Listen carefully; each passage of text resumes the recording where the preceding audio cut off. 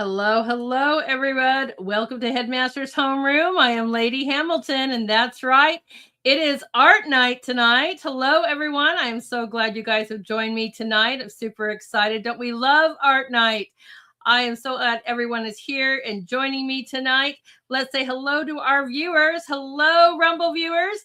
Nice to see you guys lining up to enjoy the show tonight. There are many of you guys here tonight. Hey, Nancy, Frosty, Cask, and more. Love to see you guys. Hello to our ex-viewers. Make sure you guys say hello so we can say hello back to you. And hello to our wonderful Pill viewers. I see the memes going like crazy over there. Everybody's dancing to the intro. And hello to all of our YouTube viewers. So great to see you guys there. I see you guys over there as well. You guys, welcome to the show. It's so great to have you. Let's do some homework first. Make sure we're hitting those buttons. Let's hit those likes and those follows. Thank you very much. And share, share, share. We want everyone to see how amazing our guest is tonight. And thank you guys so much for helping to support the show. We need it. We love your Rumble Rants, your subscriptions, your Cash Apps, your pills in all those forms, and your tips. That helps us carry on with the 5 shows we do here a week. So thank you. I'm truly grateful. So excited to have everybody. So I am excited. I hope you guys are too, because we have an amazing guest tonight. One of our newest Artist Corner family members over there on X. We are going to step into the spirit of the American West tonight. We're going to welcome artist Debra Bruner, a lifelong rancher and creative storyteller. Debra brings a unique voice to the art world, one shaped by dusty trails, wide open plains, and the authentic rhythms of ranch life. Working primarily in watercolor and pastels, she captures the grit, beauty, and heartfelt stories of the land, its animals, and the people who live it every day. Her work is more than visual. It's deeply personal, reflecting a connection to tradition, resilience, and reinvention. From the untamed spirit of the wildlife to the quiet moments of sunset, Debra's paintings feel like a conversation by the campfire, honest, warm, and full of life. Everyone, do me a sweet favor and welcome our guest tonight, Debra Bruner. Hey, hello, hello. Hello. Welcome to the show. I'm so excited to have you here. I'm excited to be here too.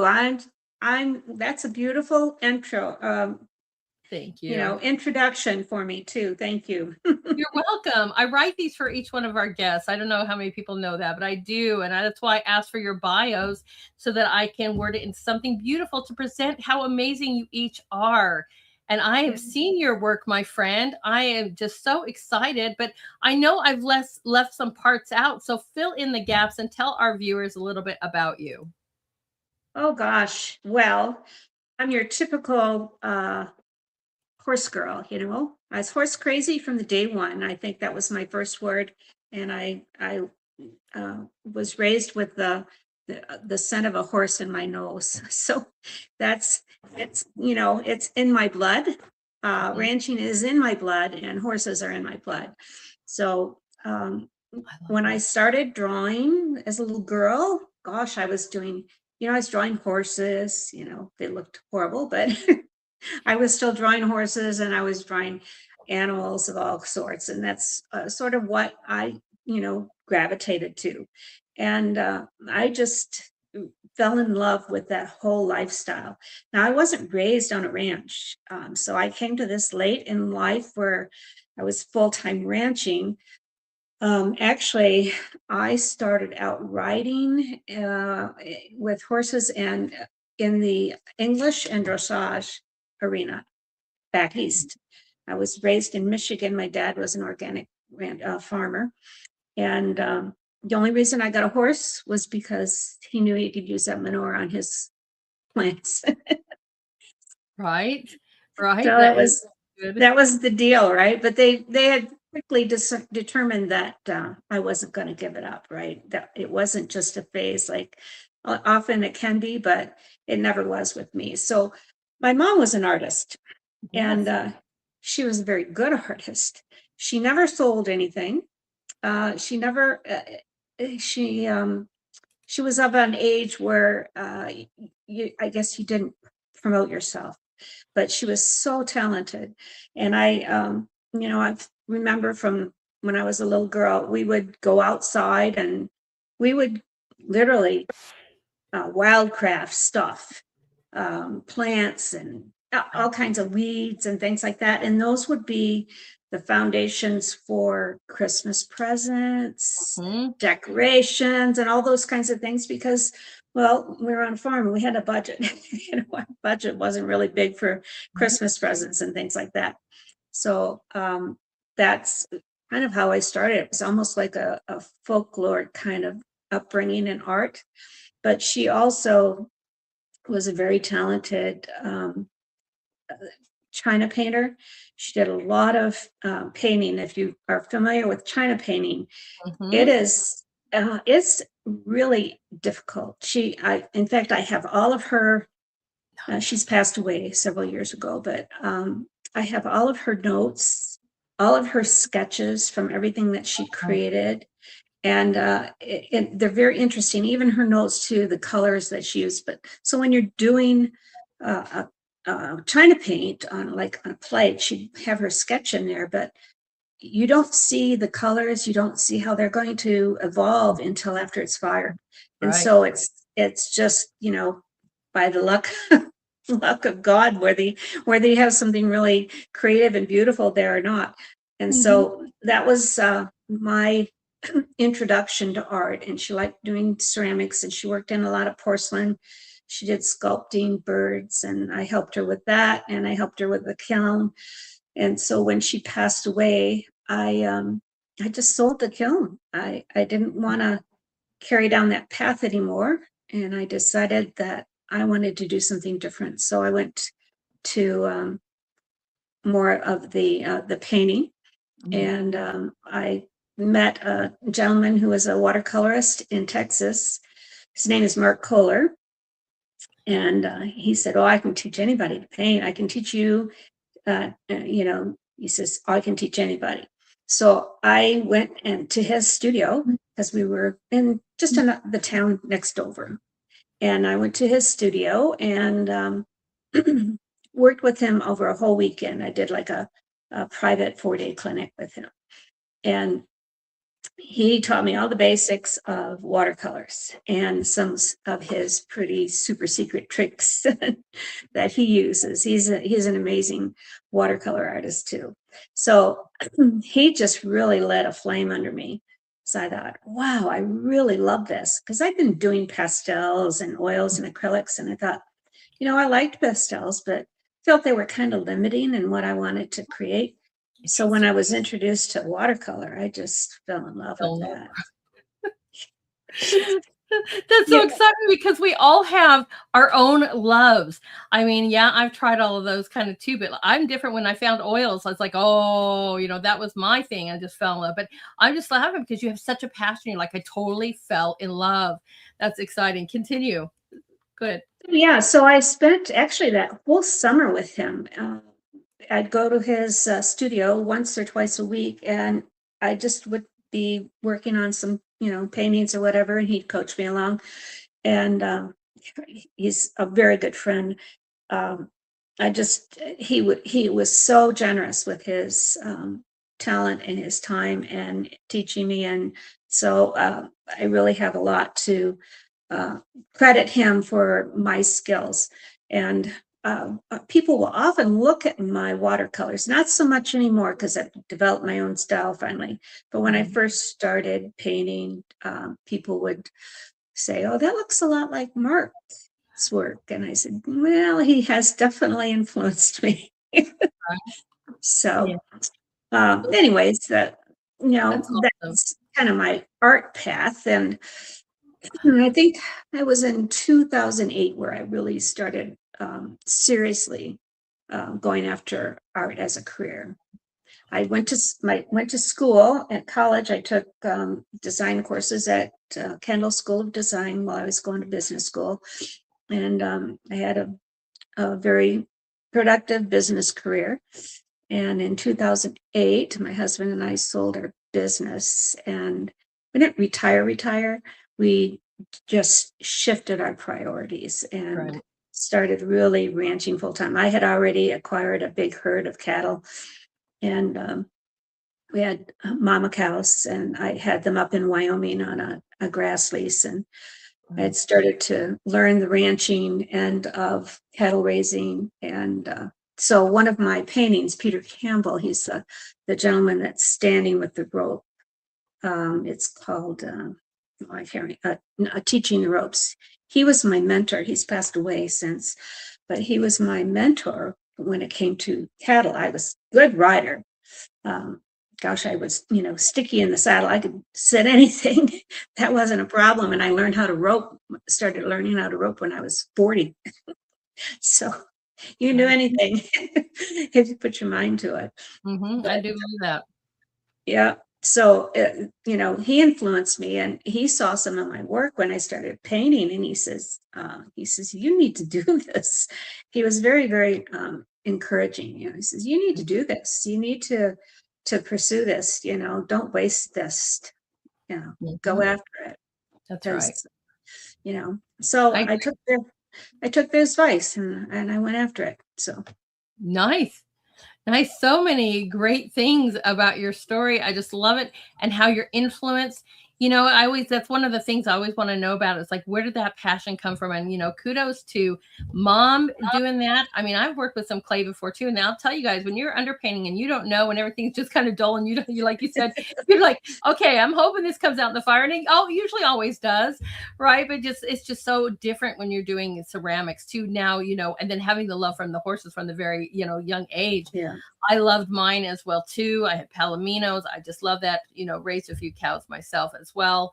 And I just love that life, of that kind of world. And so, but to have some amazing mentors, I always, I had a show one time where I showed people who have influenced me, and there's a little bit that we take from them because we're inspired by them, and maybe not, do exactly, but there is a certain little bit you're like, I want to take that because I'm giving honor to the master who taught me, or to the person who inspired me. And I find that really, really touching that you had so much dedication to your craft and your skill, because it's amazing, and I'm so glad that they inspired you to pursue this, because your work is phenomenal. Thank you very much. Right. Well, I'm really kind of a stickler about anatomy, especially with horses, but with all the animals and with humans too. In fact, this is funny because I refused to paint people for the longest time. I just I don't want to paint people. I don't want to paint people. But every time I'd get a commission, doggone it, they wanted to be in the painting with their dog or their horse. And I'm like, oh, I guess I gotta do this. So I use Mark introduced me to this really good book. It's called The Bark Plates. You probably have heard of it. It's a classic drawing format. It's huge. It's really detailed. It takes you through everything from fingers and hands and noses and faces and lips and ankles. And I mean, you really dive into the anatomy of the human form, each little piece, and get that skill down for that body part, so that your hands look like hands and your faces look like faces and so forth. And that's how I learned how to paint the human form. It seemed like animals were just in my brain already. I had spent so much time around horses. I grew up on I went to a livery, and by the age of 8, I was working at a livery, riding horses and doing trail rides, taking people out on trail rides.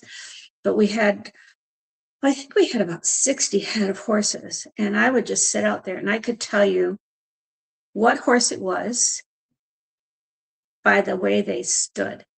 Mm-hmm. And it was like I could identify any horse out in that pasture based on where they were standing, how their ear was, who they were standing next to, without fail. And that's something I learned just by observation. Nice. And so I think that part of my ability to draw the animals is because I spent so much time observing them in their natural element.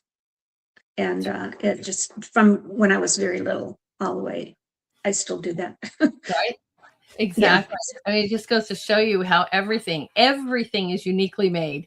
Everything has its own characteristics, has their own way about them, and their own little personal identities. That's what makes everything Yeah. on this earth so unique. And I love that you've caught that and noticed that, because there's a certain smile, a certain ear twitch, a little way that they stand. I mean, whether it's animals or humans or everything, that's out there, it is so neat. And to observe that, notice that, and then capture that is Yeah. absolutely wonderful. I love that. I love that. So you My ready to show husband, off? Oh, go ahead. sure. I was going to say, my husband came into the ranching world after we got married. He actually had never had a horse. He didn't even have a dog when we met. So his horse was standing in the pasture when we got married. And then I introduced him to cattle, and he still says it's the black cow. I said, well, no, that's Velvet, and that's Lucky, and that's Big Mama. He goes, no, that's the black cow. He can't tell them apart. I don't know why he can't tell them apart, but he can't tell them apart. That's funny. I guess it's a special little gift, that's awesome. But you've dedicated yourself to noticing those things. Yeah. It's just really amazing, but I'm like that, as well too. And it's just kind of with certain things, especially my animals. I've always had, when I lived in northern Arizona, a lot of people would just drop off animals. I didn't expect to necessarily have all these animals, but all my animals came from some, just people who just say, oh, they're gonna be fine in the forest, they're gonna be fine on a, they'll find. Next thing you know, I have 25 animals. I'm like, okay, so you're like, all right, guess I better learn. But it's just, but yeah, noticing their little quirks and their little things, and that just is what makes you special, Deborah. I love that. I love that. You guys, we are gonna load. Go ahead. We're gonna load Go this up. ahead. I'm just telling where people, also in the descriptions over on Rumble, I have here where you can find her from X, you guys. That's where I know her from. But over here in the descriptions, she's got her website, she's got her Facebook, Instagram, and more. I'll be putting these up into the chats as well, so you guys can follow her on all platforms. But we'll start here with her website. So make sure you guys are going and giving her a follow. We love her because she's a part of our Artist Corner family on X. So that's where we connected. Do you want to shout out anything else that you that people, where they want to go find you, maybe, or did I miss something? No, you didn't. I do have a signature profile that is attached to my website but I don't know. It's kind of new and I don't know what the link is, but maybe I can give that to you later. That Okay. bypasses all the salesy pages and it just has art Oh, and nice. has a lot of the stories, because that's one of the things that I do now more than ever. Is I found that when I'm painting something, I really want people to know the story. I want them to understand where that came from, even if it's something that's made up. I want them to know what inspired that and what I'm trying to bring out for them to enjoy. And they can put their own interpretation on it. But a lot of the people that I've painted and the ranching scenes, those are all people I know. And Nice. yeah. I would look forward to hearing about each one of these stories. And we are starting off with this amazing piece. That's like, so when you're talking about learning the anatomy and doing all of this, I mean, how wonderful is this? Please tell us about this gorgeous piece. Oh, I love this one. It's called I Hope We Dance. And it is somebody I know. Her name is Taylor, but it's also won 2 watercolor awards, one at the Fippen and one in Wickenburg. So she was interning on the ranch where we had our cattle, and we were branding that day. And she was riding a young horse by the name of Charlie. He was sent down from a Canadian person that wanted their horse on the ranch. Peter was from Canada originally, even though he had his ranch in Wyoming, and that's where we ranched with our cattle. So that was Charlie's first time out in the pen, and Taylor had just learned how to rope too. So she had been, waiting in line, to go out and rope, and she had done such a great job.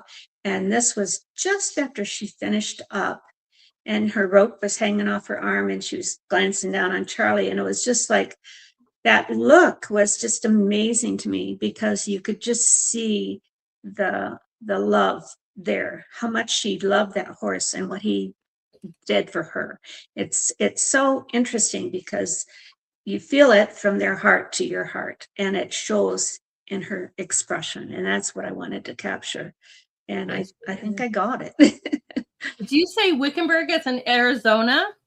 Yes. I know And where press. that is. I Yep. live pretty, I've lived a part of my life not too far from there. I spent a lot of my time in the Phoenix area, the West Side. Mhm. So I know all about that city. So I was like, it's awesome. Yes, Well, it is. then Go ahead. the Fippen is in Prescott, Mhm. Arizona too. Yep, know And that area really well. I don't know if yeah, there's a place in Arizona or a zone I haven't lived in. I have lived in almost northern, middle, southern, you name it, for most of my my adult life. well, you're going to enjoy some of these images because a lot of these gals that I've painted are working on ranches in Arizona. Now, Wow, Taylor was up in Wyoming with us, but I um, love that. a lot of them are Arizona gals. And I specifically decided I wanted to really focus on women because Western images of women in paintings are not as, well, at least when I started, they're not as prevalent. Now it's kind of taken on a life of its own, and you see more and more of it now because there's a lot more women painting that are actually uh, cowgirls, right? So, Right, yeah, right. and then it comes out that way. So, yeah, this is one of my favorite paintings. Right. I love that. I mean, and there's great things about that because it's not full detail. The whole horse is not there. It's just the whole point is she is on, her horse and it's just capturing her. That's so magnificent. And the thing about watercolor that we can tell if you guys have not done it, watercolor, the white is the paper.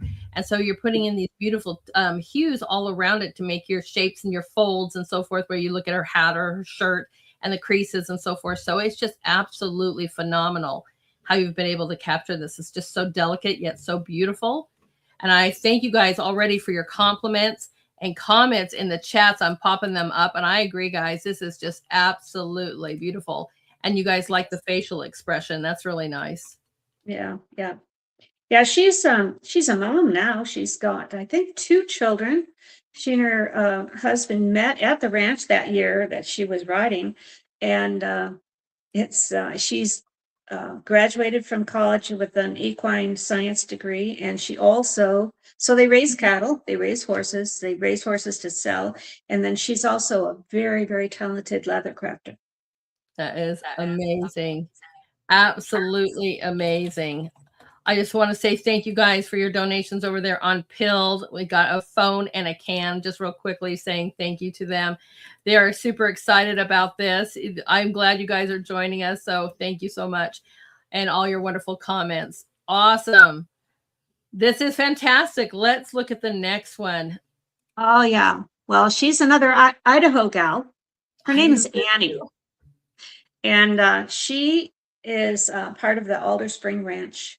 Um, Her parents are oh, they're amazing people too. I think that's seven daughters. She's come somewhere in the middle. And if you ever see Annie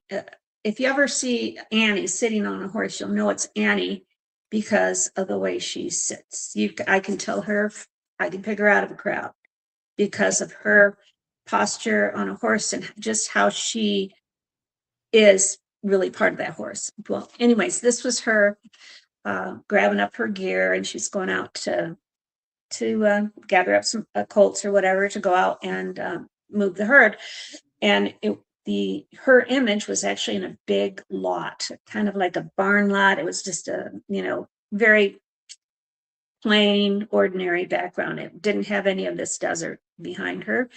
And so I just painted her image, and then I decided, well, I'm just going to put her in the desert. And so I do that a lot. I pull an image that I really like, and then I create the background based on what I think it should be rather than what it actually is. But I like this one because it's very typical of getting ready. It could be any one of us grabbing our gear and heading out to grab up our horse and go ride. So, and that's the other thing about my paintings is you'll notice that the gear, the saddles, the bridles, everything is very, very accurate for that style of riding. I'm very, very particular about that because the people that collect my work are, they know horses, they know horsemanship, they know Western gear. And if it's not right, they don't like that. So I'm obligated to make sure that I paint it correctly. And this particular painting sold at the Russell auction a couple years ago. Congratulations on that. And you're right, because they would just be staring at your art, going, okay, that's, it's beautiful, but that's not, they would notice it immediately. That's not 100% right. Okay. And maybe they just would pass on it, because it's not the accuracy in it. So I love that you've paid attention to that detail. And then you mentioned, that's where I grew up when I was a little girl, is in Idaho. So I'm like, you're all about areas that I know real well. And I'm like, I love it. Absolutely love it. This could be anywhere. And I love that you use your imagination to create a background so that it can fit with anybody and anyone, whoever, just really feels a connection to this piece. Right. And I love it. Man. And she's a lovely young gal. She's just delightful. And her parents are wonderful. They have a great operation in eastern Idaho where they run on the Hat Creek allotment. And I don't know how many thousand head of cattle they run, but they literally go out with the cattle and all summer long. So they camp with the cattle, they move them daily, and they camp with the cattle. So they have a crew out there. So they don't use motorized vehicles and things. It's all horseback. And they have interns that come in and work with them every year. So it's a great operation. They're a wonderful family. That is awesome. Do they sit for the picture? Do you take photos? How does that work when you are doing? Nope. I just grabbed a photo of her. So it was just a photo. And that same thing with Taylor. It was just a photo that there were a lot of photos taken that day, and I went back through looking at them, deciding which ones I might like to use. So I've got thousands of images from all of our brandings and so forth. Not everything would make a good painting, but this one sure did. Yeah. Awesome. Yeah. Fantastic. Now this is Peter. Now this was painted at the Fippen in Prescott at that show. I think it was it was in 2021. It was after COVID. And normally they did a live painting where you would paint live in front of everybody. Well, yeah, they were still kind of limiting it, and they didn't have everybody out in a big group because they were following rules. Anyways, so I painted this live. It took me about 2 hours to work on it, and I just painted it from memory. But this is, when you see it, it's Peter. Anybody that knew Peter knew that this was Peter. And it was just such a classic stance of his. And he was definitely my mentor. He was my cattle mentor. He taught me everything I needed to know about roping, not team roping because I'd done that, but roping out in the pasture with cattle for branding is not the same. So he really taught me a lot. And he actually helped me find one of my best horses ever. So he was very influential for me. Beyond art, just in understanding that lifestyle and really understanding what every piece of equipment was meant to do and why it was so important to get it right. Amazing.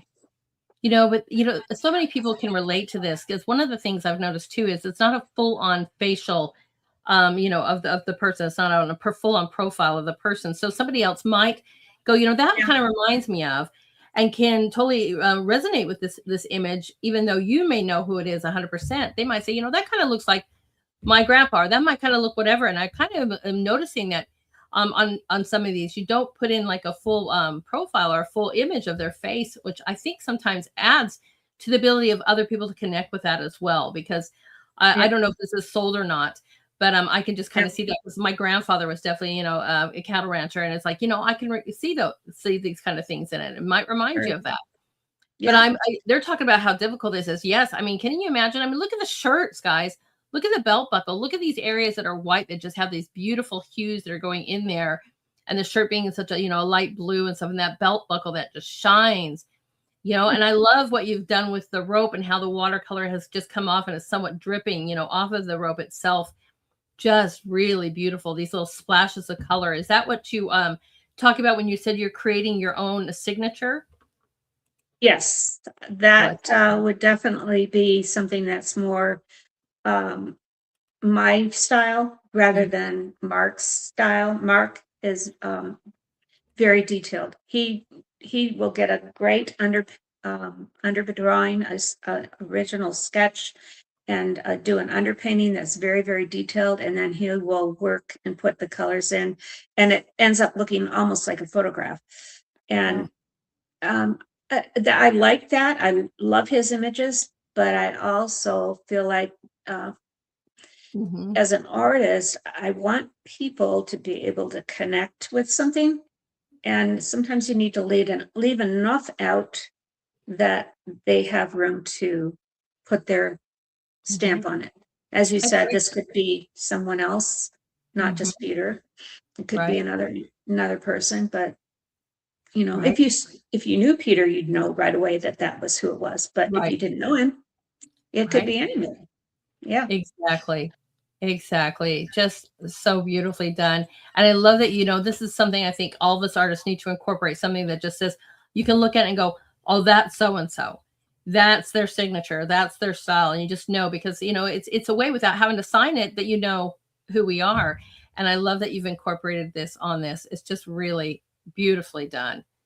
Beautifully done. I could see these in all kinds of different restaurants, or different kind of, like Western stores or whatever, or people's houses, of course. But me being an entrepreneur and having restaurants for so long too, if you had a beautiful place like that, seeing in that, or amazing shops, museums, galleries, you name it. I mean, just fantastic work.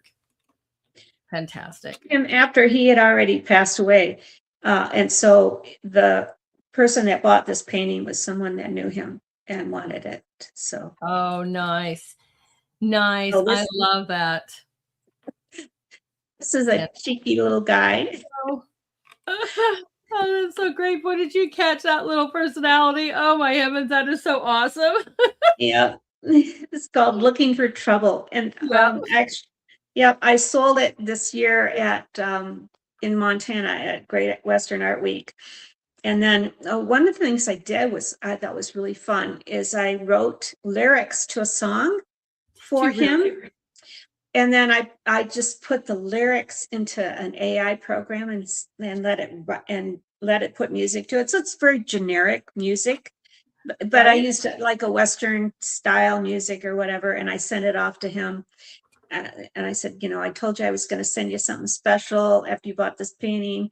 So here's a little song about your guy. That's awesome. I didn't know that you were a music writer as well. So did you sing it and and do you play music as well? I mean, how did that come together? Oh, I don't really play music. I can play the piano sort of, but it's been years. But I used to sing a lot. I was I was in all the choirs and madrigals and things like that. So I love music. But no, the lyrics I wrote, that that I did do that part. But as far as the music that went with it, I let AI create that. So yeah. But I told him that. I said, well, I wrote the lyrics, but AI put the song bass to it or the melody to it, so to speak, right? But it was pretty cute. I bet they loved that so much that you not only, you gave them another little personal bit about it. So we're just dying. I'm looking at everybody, just absolutely adorable. They're loving this, right? And it's just so sweet. I mean, just the expression, that is like, I'm up to trouble. I know this look. I know this look from my Palomino. She would give me this look too, like, I'm going to need to do something. That little eye look, ear straight up. You're like, uh-oh. Yeah. And you I think capture that. It's awesome. I'm in my mini donkeys phase. I really want to get a mini donkey so bad. It's Oh, terrible. man. Isn't it? And they keep showing these little videos on X like all the time. And like, okay, we're all going to want mini donkeys. And they're just so cute. And I'm like, oh, I see these all the time too. And I'm like, I love it. Absolutely love it. Now, is this from a photograph or from imagination? Just from my imagination. That is fantastic. That is so fantastic. Man. Yeah. So cute. We are loving this baby so much. Great job, Deborah. Great job. All right. Now, taking us to a landscape scene. Tell us about this. Beautiful.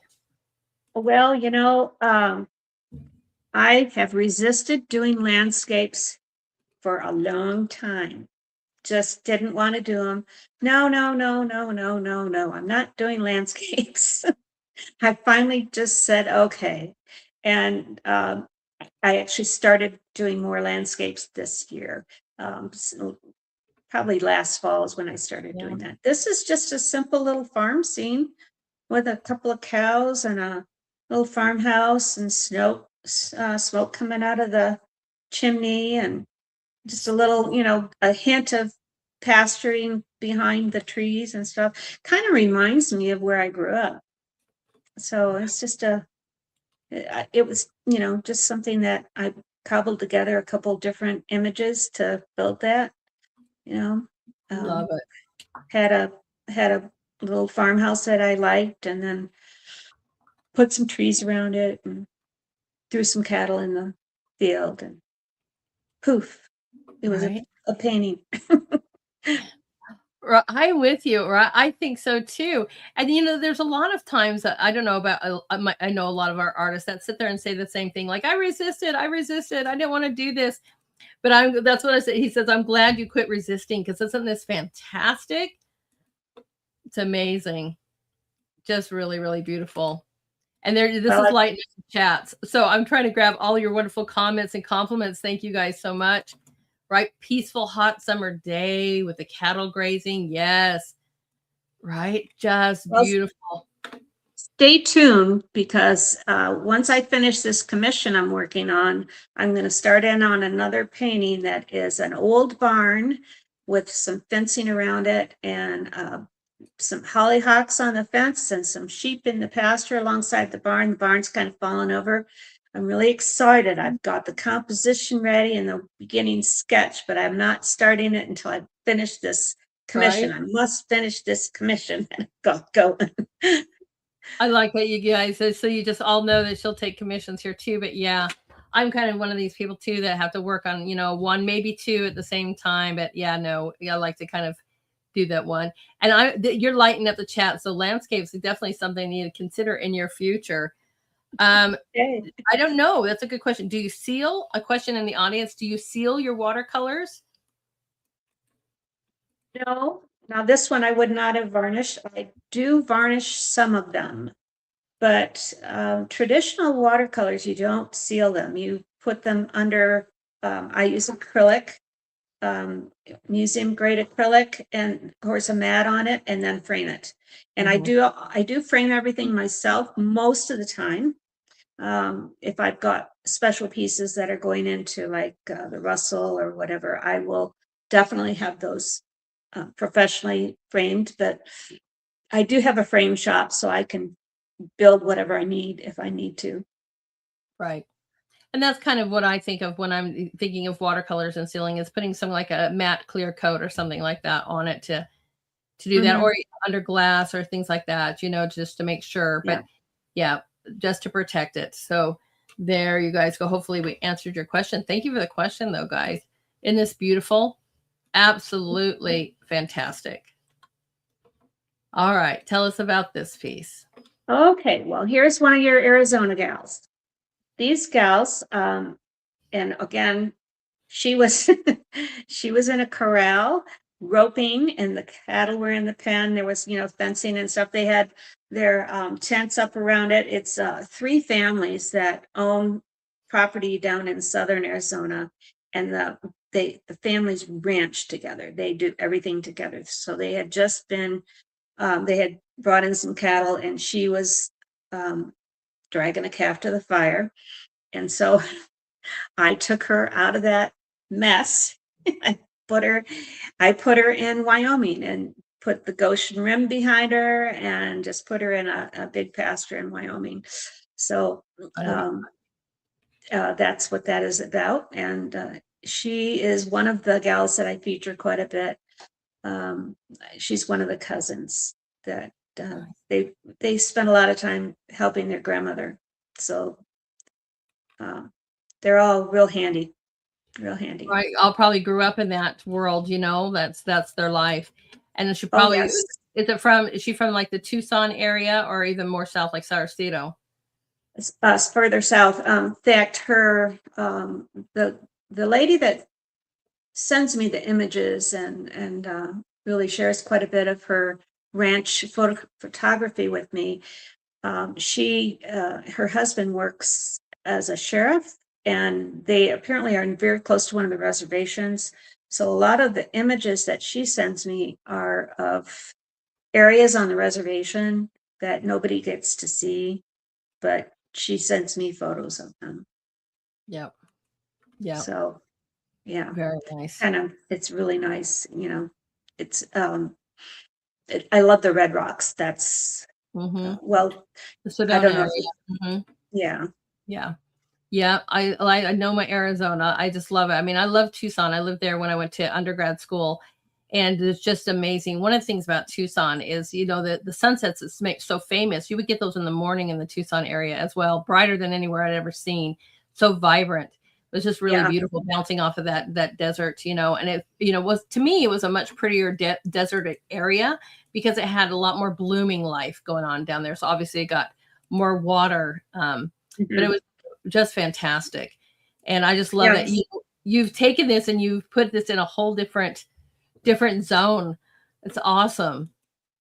Just I awesome. cheat like that because I love the prairies. I love the wide open. I don't like a lot of brush, and it's, to me, that's a lot of work.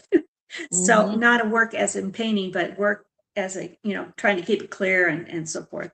So I really enjoy and love the wide open prairies where you can see for miles. You can see the mountains in the background, and you can see the sky.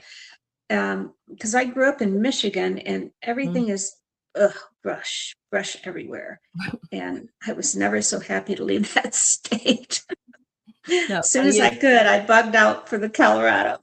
That's right. Big sky areas, that's what it's called, big sky, because that's what you see, just surrounding. Amazing. Now, are you in Colorado now or Wyoming? Idaho. Okay, nice. Idaho.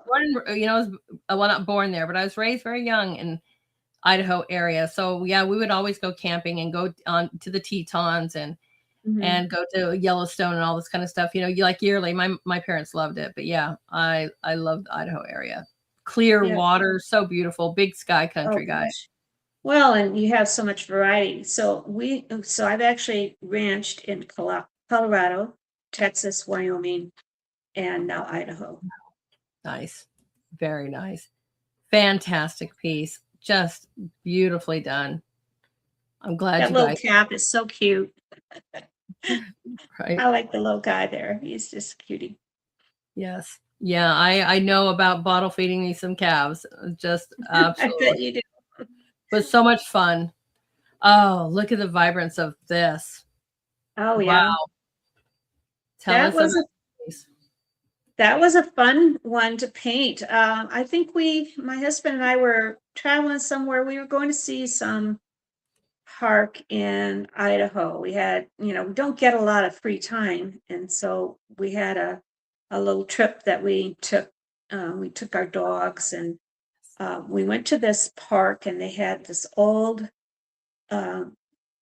Conestoga wagon sitting there in the side of the building. And so I just decided I was going to kind of create a different scene, greens and purples. And it was a Excuse me. kind of a fun painting. I just wanted to, I wanted to do something with lots of color, and Right.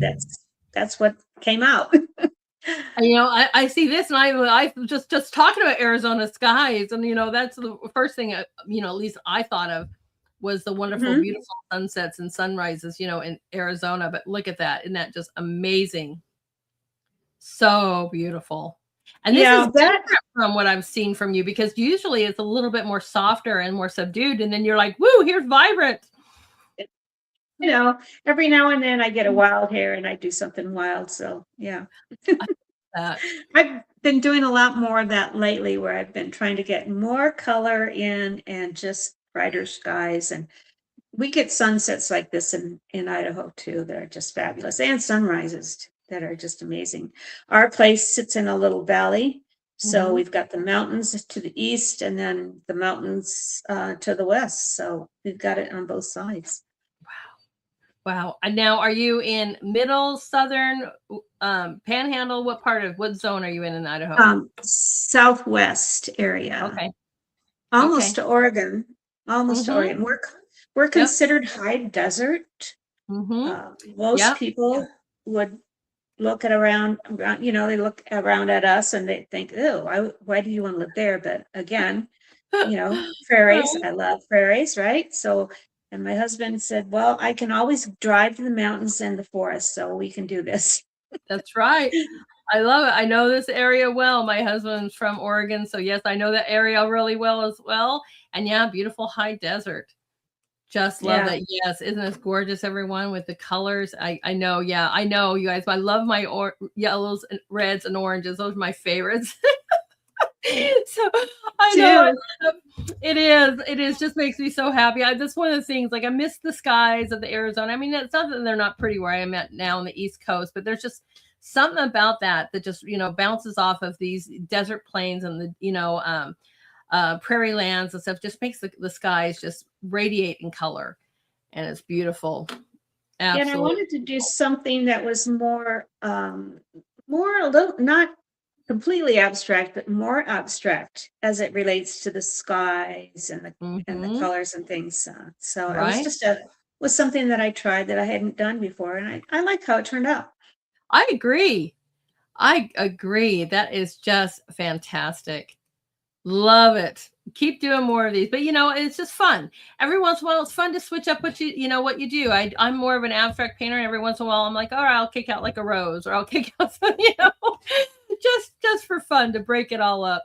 I think this is fantastic. How much fun is this one? Oh, wow. Look at this. Yes.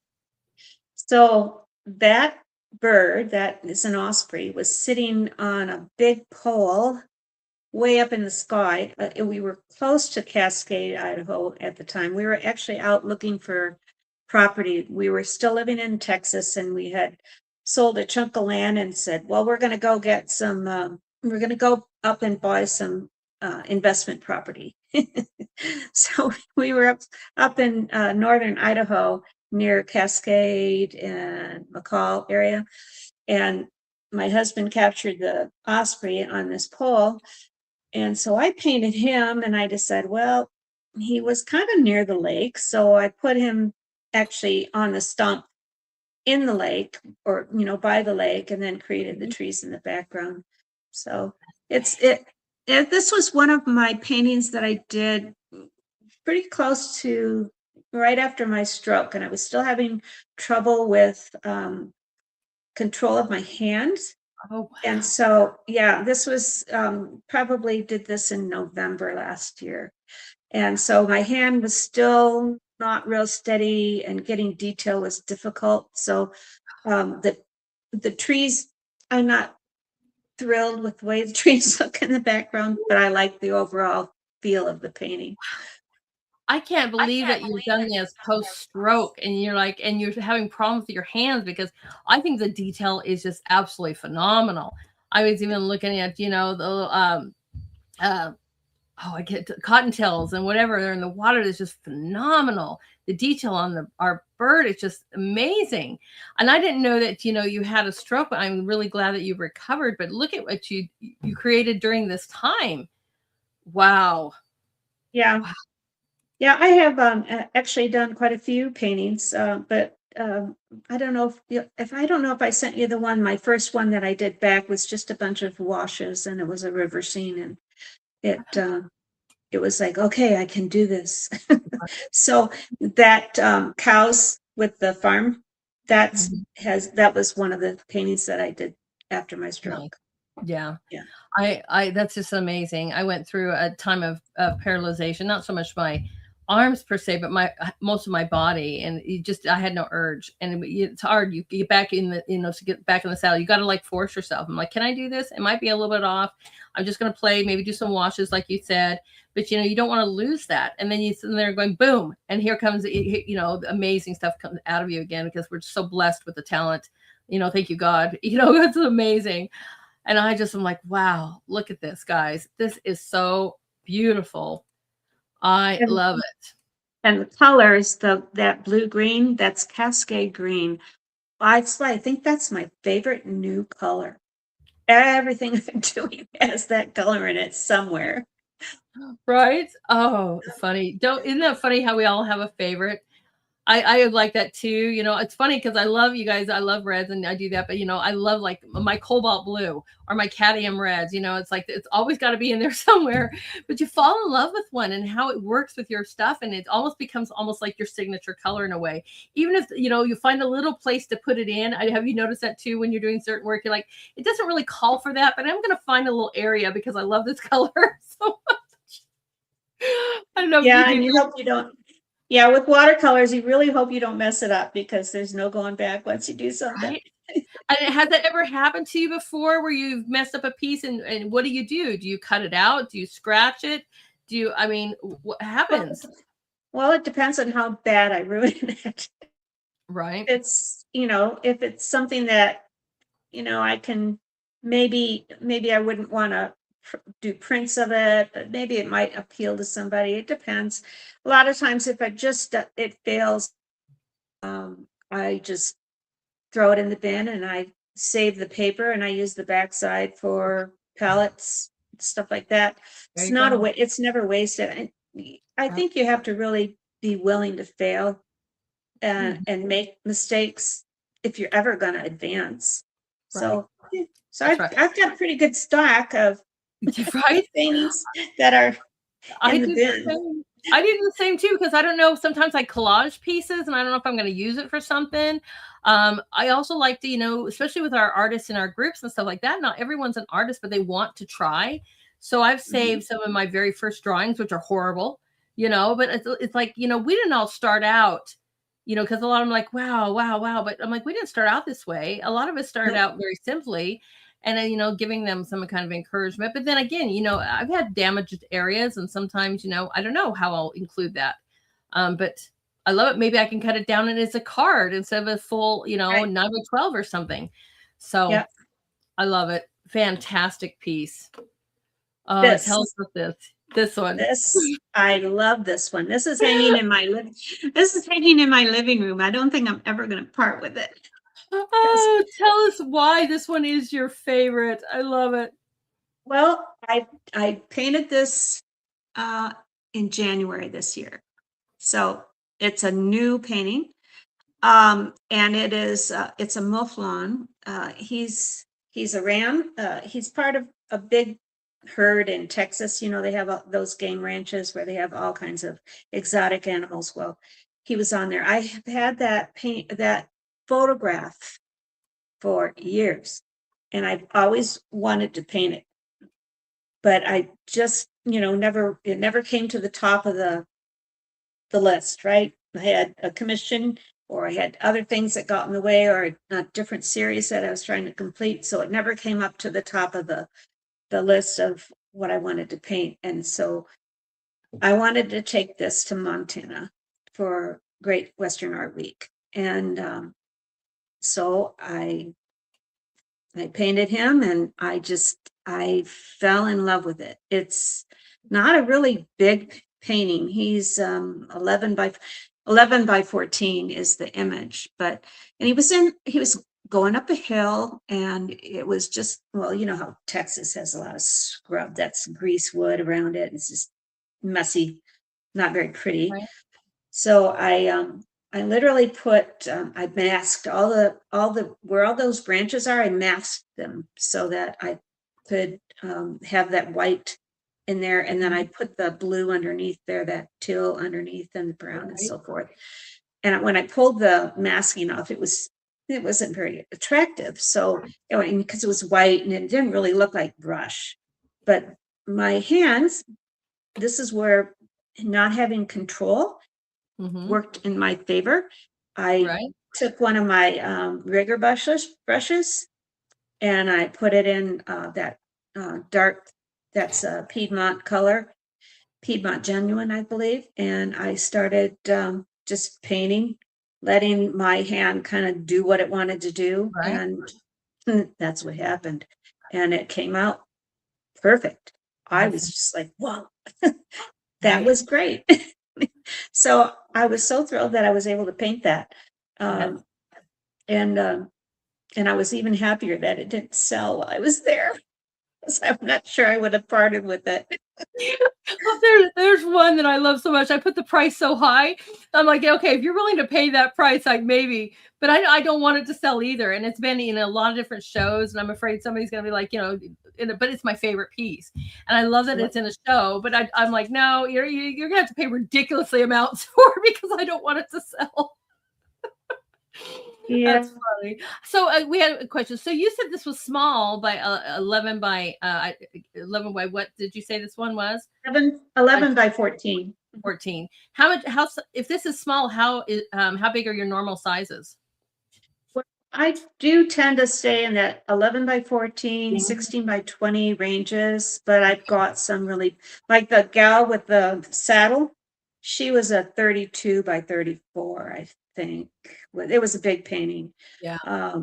Yeah, and my commission that I'm working on is also 32 by 34. It's big.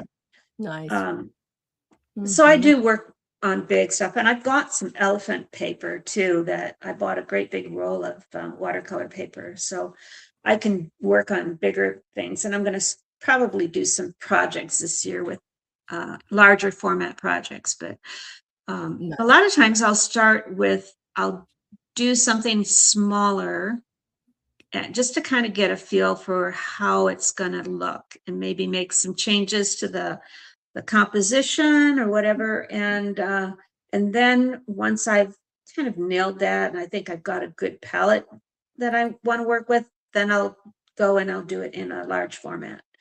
Nice. Nice. Amazing. Now, is it harder to do a watercolor in a larger size than smaller, or vice versa? Um, no, I don't. It doesn't matter to me. Doesn't matter. Doesn't No, matter. Love no, it. it doesn't, because I always have a foundation drawing that gives me a good roadmap. Right. So Now, when you're doing your piece, do you draw it all out before you start painting it? parts of it I do. Now this one was a big one. This was 36 by 32, maybe. Um, and this is again 3 gals from Arizona. They're cousins, and they were, getting ready to go out and do some work, and they were just sitting there having a chat. And I love the fact that Right. she's reaching over to shake her hand, and they're just, they're just having a good old time. And I Right. called this one Ponytails. What is it? It's I can't remember exactly the name of this one. Something about ponytails, and it's because each of their ponytails, like Right. horse tails and ponytails. The That's what I horse was thinking. tails were the same color as their ponytails, or Oh close to my it. gosh, that's So awesome. their ponytails are kind of match their horses, the colors and so forth. And so that's how that I came up with that name. And, you know, a lot of people say, don't paint horse butts. You know, they're not very interesting. But I thought it was interesting. It was fun. And I had a lot of fun doing the tails on the horses because I used the rigger to do those and um, put in the highlights in there so that their tails looked alive, so to speak. I love And that. and this was another one that sold at the Russell a few years ago. I think the same guy that bought the other one bought this one that the next year. Amazing. So And is that the big event you keep talking about with the Western Art Expo? yeah, Even in heard of Great it. Falls, yeah, Okay. Great Falls, I know every this. year in March they have a week-long. The whole town is just art, art everywhere. Um, Mhm. Different venues, and that's the time frame that the Russell has all their big museum pieces. They sell museum pieces. They have the auctions, and they auction off. And then they have what's called a first strike, and then they have a silent auction. And so it's a big fundraiser for the museum, for the Charlie Russell Museum up there. Right. I see. And then it's all Western art of any kind you can imagine, any medium that you can imagine. So, Wow. and the show that I have been in for years now is called Legends of the West, and they, the the artists in that group are just phenomenal, Right. and it's just fun. It Wow. is one of the funnest. That is amazing. I had to like put that in a sidebar so I could look into that later because that is Yeah, just really awesome. And I love that you grab every opportunity that you can too. And what an experience. I wish they would have art events in all, bigger cities, I really wish they would. Just yeah, bring back the wonderful arts. It's fantastic. yeah. Absolutely fantastic. Man, isn't this great? Oh, love it. I'm sorry, guys. Every once in a while, I gotta geek out on this stuff too. So I'm just checking for your comments. This is fantastic. This one is great. Love the girls having a great time. Oh, look at this little boy. That's awesome. Teaching them This, young. yeah, this little guy's called Taos. The painting's called Little Wrangler, and Very that's good. his uncle. And again, the background does not resemble what they were walking through. They had, their big tents because they were all doing their three families were there ranching, getting things done. And he was walking across the paddock with his uncle, Liam. And so I painted him because he thought he's just so cute. But that little boy, I got so many images of him at different ages. He's a couple of years older now, obviously, and whenever you see him on a horse and his expression on his face is absolute pure joy. There's no other way to explain it. It's just I've never seen a face on a little boy like that where he looked so genuinely just happy, totally in his element.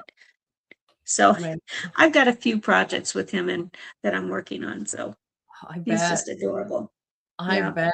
I would love to see one of him on a horse in his element with his big, huge smiles, Yeah. full of life. And that's awesome to get them.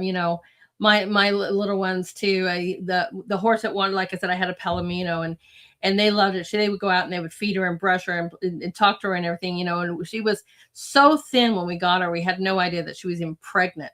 And so on Oh, Mother's Day, my daughter was going out to feed her, and she must have been, I don't know, 7. She comes ringing, Mom, Brandy had a baby. And so they just doted on that baby, and they loved on that baby. It's just like they were absolutely in heaven, having that experience. And it's just amazing what, our young ones, when you can get them around animals and that kind of life, the joy right. that they see and feel is so fantastic. Yeah, it's fun. It sure is funny. Uh, Right. they they love it, and of course I've got grandkids now that I'm bringing up into the ranchy type world. Like, I bet they love coming and visiting you and seeing all this. Mm-hmm. Yeah, my granddaughter's 21, so I've got pictures of Oh, her when okay. she was 3 on horseback, and she loves to ride. And she goes, Grandma, I want another horse. I want to. She's moving out here with me. She's going to be, this room, it looks kind of bare, is being transitioned into her room. She's going to be here. She's planning on working for, I don't know which airline she's going to be working with. She's training to be a pilot, but she's going to be a flight attendant.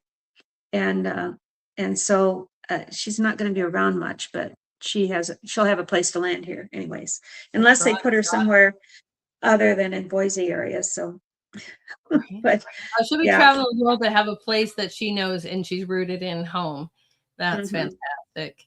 Yeah. And I agree, guys. I just do. I love, I'm glad you put out too, because the blue with the balance, of that. I mean, just the amazing ability to show, right? And having those darker hues to show where the folds and the creases and all the stuff are. And amazing. Look at all the buckles here as well, too. There's just so much detail. It's, watercolor is not, to me, it's not an easy medium, because it's easy to mess up. It has to be very controlled. It could bleed. I mean, you got to be, it's really a delicate, and it's just, you have just mastered this medium. It's fantastic. Cheap. I on their shirts and their jeans and all the folds on those. What I do is I take my rigger and I put those highlights in where they're just with water. I put the water, place the water there, and before it has a chance to completely set into the paper, I drop the paint in and I let the paint go. And that's how I get that. Man, that is nice. Fantastic piece. Debra, I'm loving your work. Absolutely loving it. You're welcome. Oh, look at this. Right? Just in the spring meadow. This is so beautiful. Tell us about this. Oh, these little guys they're what I call long yearlings, about a year old. They're antelopes. When we lived in Colorado, we backed up against a really big ranch, about, I think, 30,000 acre working cattle ranch. And we had all kinds of antelope all the time. We had antelopes, we had elks, bears, mountain lions that would come up to our back fence line, but our back fence line backed into there. And I just really loved the antelopes. They're just so cute. They're so pretty. And so these little guys were just hanging out not too far. Uh-oh.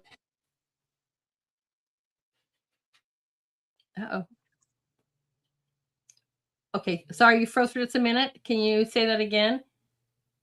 What I miss, or what did you miss? You just froze up for just a second. You were talking about them backing up to your, they come to the back of your fence line, and you just love them. And I just missed the last part of what you said. Oh, I said, yeah, I painted them in a really light wash. It was one that I wanted to do with a lot less detail around them, and even on their bodies. So most of the detail is just around their faces, and kind of and this is one that's sold also already. So amazing.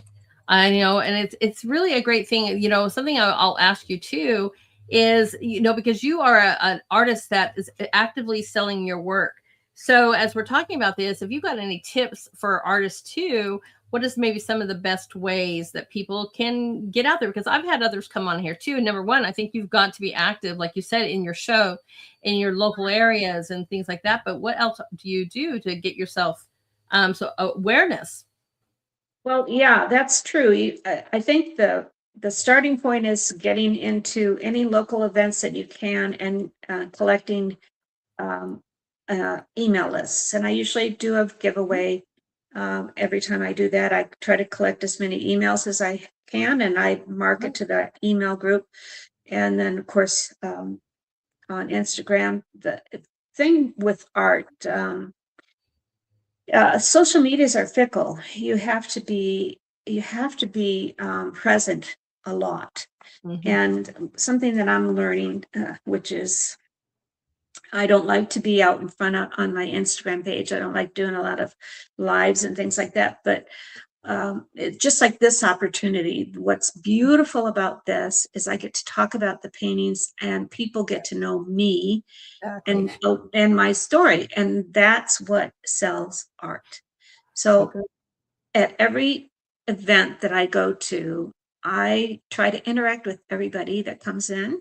Mhm. If they're not interested, they're just kind of walking through. I don't bother them. But anybody that shows interest, I try Right. to give them a little bit of the history about what they're looking at.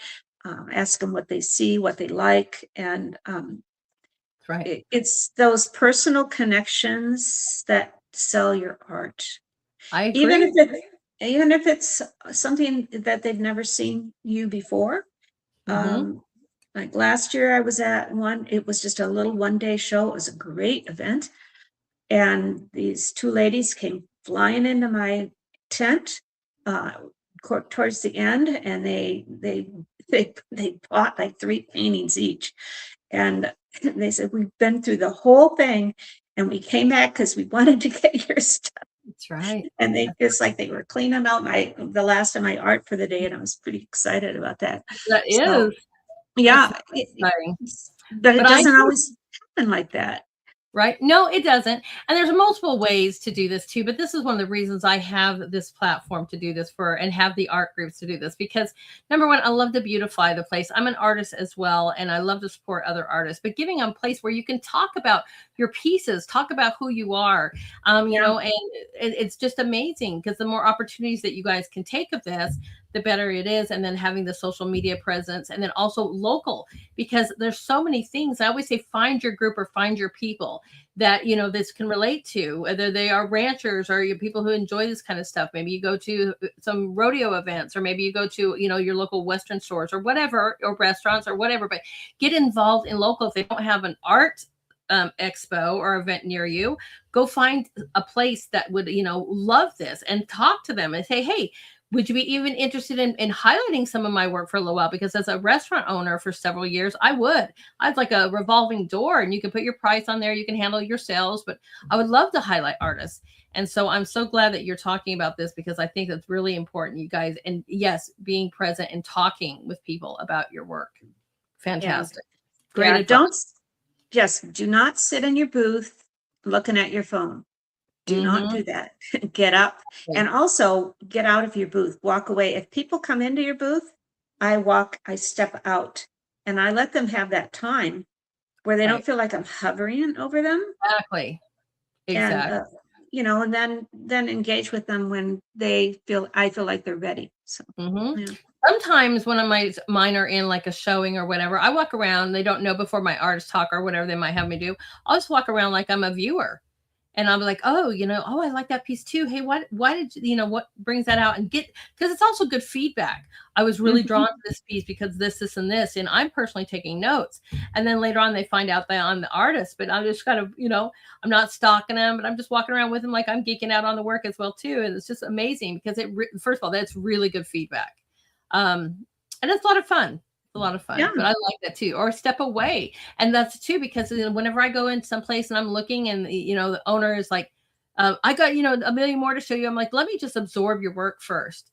I just want to come in here because something drew me in here, and I just want to, and then I'll be like, "Let's have a chat." So there's so much going on. Great advice. Right. Right. Great advice. Oh, I know. We've moved on to the next piece and everyone's already commenting on it. I know. Isn't that a great eye? Isn't this great, guys? Beautiful work. This Oh, is tell us part of about this my one. Equine Eye series. And this was my husband's first horse, Sundance. Nice. And he was beautiful gray Arabian. And he was a good boy. Mhm. Very beautiful horse. And this is where I brought in that teal color again. Right. And because he was a flea bit gray. So he had more speckles on his coat.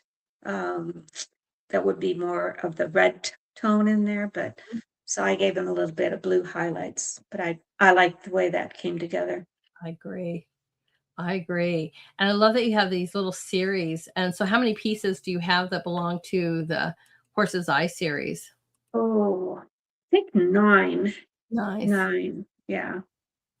Nice. What Can't makes you remember. choose what makes you choose a theme? Is there something that kind of stands out to you, or how does that go about? It just like something that feels natural to me. One of the latest ones that I did, I think it's called "A River Runs Through It" or "A River." It's something like that. I can't remember exactly. I've got too many of them. Can't remember all their names. But if you look at the eye, the in the eye is another painting. It's a waterfall and a uh, red rocks and the sky and Oh, a river running through it. awesome. And Oh my gosh. Go and ahead. so it's a small painting. It's only 8 by 10, Wow. and so it's a very small painting. But people, they come and they look at it and they see that scene in there, and it's just grabs Mhm. them. That's right. That's right. I had a professor tell me about that as well too. And then one of my things, like, you need to put something in the eye so it catches people by like a surprise. And I never even thought about that before. And you guys, if you're looking at this on your phone, I'm so sorry, because luckily I have a huge monitor and I can click over to the next tab and totally see what she's talking about with the river and the waterfall. And it's just absolutely awesome. You know what you should do, just so people can see it when you're going to post these, maybe zoom in on just that and do two pictures together so they can get a Oh yeah. little, right? Because I've thought about that kind of stuff as well too, as a lot of people are always on their phone and they don't see all that. They don't Yeah. stop and click on it and zoom out, which I wish you guys would. I'm always encouraging my artist corner, stop, relish in that painting, zoom out, check out all the details. This is one you definitely want to do. That's fantastic. Deborah, Yeah. nicely done. Oh, I Yeah. used this one for the promo. I loved it. I love them all, though. Tell us about Yeah. this piece. So here's two little horses, two wild ponies in the desert. Right. Um, Susie Bell is a photographer that I follow, and she is so generous. She said, "You can paint anything." Yeah. So her horses were in a river in like in Washington State or something like that. And of course, I love desert scenes. Mhm. And so I said, "Oh, I just think I'll put them in a little desert oasis." And Right. that's where this came from. So it's kind of a made up painting, other than the horses. Right. Right. I think what drew me about this is because I resonated with this, knowing that I had a 40-acre ranch up in the high deserts of Arizona. And like I said, animals would get dropped off looking for water. And that's how my horse, it maybe they have a different horse, but this kind of searching for water or finding this little moment of water just kind of hit me. I was like, I remember, when Brandy was her name, we named her, it came up to the property just desperate for water. And not really a wild horse per se, but she might have been about one-ish, 1.5 at the time, and pregnant. We didn't even know that. So poor girl had been through a story. But I just loved this. I loved everything about this. I have saw wild horses everywhere. You see them in Arizona a lot. And just Yeah. the beauty of the big sky with the contrast of the desert scene, everything about this piece just screamed to me. It's beautifully done. You. Yeah, I like painting red rocks. Mhm. Right? Probably probably should have moved to Utah or somewhere Arizona, but Arizona's too hot. We left It's Texas too because hot. I yes. know. I think that's my only downfall. Everyone's like, you talk about Arizona. I go, I do. I miss a lot of the things and the coloring of it. But when it's over 100 degrees most of the year, I'm like, no, and I lived in northern Arizona. It was the same way, I mean, not maybe as bad as Phoenix and Tucson, but yeah, there is some beauty, but it is really, really hot. Yeah. Too hot. That's why we're in Idaho. That's right. That's Yes. right. I love it. Look at the reflections even in the water, guys. It's just so beautiful. So beautiful. I know. Okay. Yeah. Isn't this wow? Great painting. I agree, Dada. So amazing. How long does it take you to do a piece like this per se? Oh, I might work on it for a week. Maybe not quite that long. It depends on, especially if I don't have like a clear roadmap. Like I was kind of putting it together as I was doing it. Like, Right. okay, I got to put some desert here, some red rocks here. How am I going to do the sky? got to make sure I have the desert, the red desert water kind of reflections. So I can do a painting quick in watercolor, especially if it's small, especially if I have already really had a lot of time to think about and plan it, and I pretty much know what I'm going to do. Like that, the painting of the cows in the farmhouse, I did that in probably about 5 hours. Oh, nice. Nice. So yeah. Right. And I would imagine you've got to stop and let things dry up a little bit before, because you don't want things bleeding, unintentionally onto each Right. other. So yes, Well, could see I that. use a hair dryer to dry it, in some cases. I don't do that all the time because sometimes the way the painting is built, I want those colors to kind of meld together and kind of, just kind of, Exactly. I don't want to bloom, but I want it to melt in together, and Yeah. that creates a different kind of look to it. And so I don't hit that with a hair dryer. I let it dry naturally. So that does slow you down a little bit. Yeah. But I But understand that. Right. Yeah, not as bad as oils though. Oh my gosh. Forget oils. I I do love my not oils. I do Right. not have patience for oils. It's like, Right. And, I see people going, I'm the world's slowest painter. I'm like, no, because I really paint really wet. Really wet. So it's like mainly like your walnuts or your grapeseed oil with dashes of color. And I do this glazing layering technique thing, and it takes me weeks to months to do. But I also, my canvases are huge, like a 36 by 48. right. So Those are right. big. Right. But they take a long time to dry. Being in Arizona, I mean, I could go out in the garage and work in a studio there, and they would dry much faster, But normally, yeah, it's horrible on the dry time, but I do love them. But that's why I like doing all different kinds of mediums and playing around, because while that one's drying, maybe and I love when I'm because I keep saying I'm not a very good watercolorist. I've done a few, but you guys inspire me to try mediums again, and I think that's what I love about our group in particular, is because everybody's seen so many different varieties of mediums, and we're always inspired to try something new. And I think this is great. Yep. Fantastic piece. Fantastic. Oh, I love this baby. Oh my gosh, look at this one. Tell us about this. Oh gosh, she's really old. I painted this 8 or 9 years ago. It's long gone, but it's just one of my favorite paintings.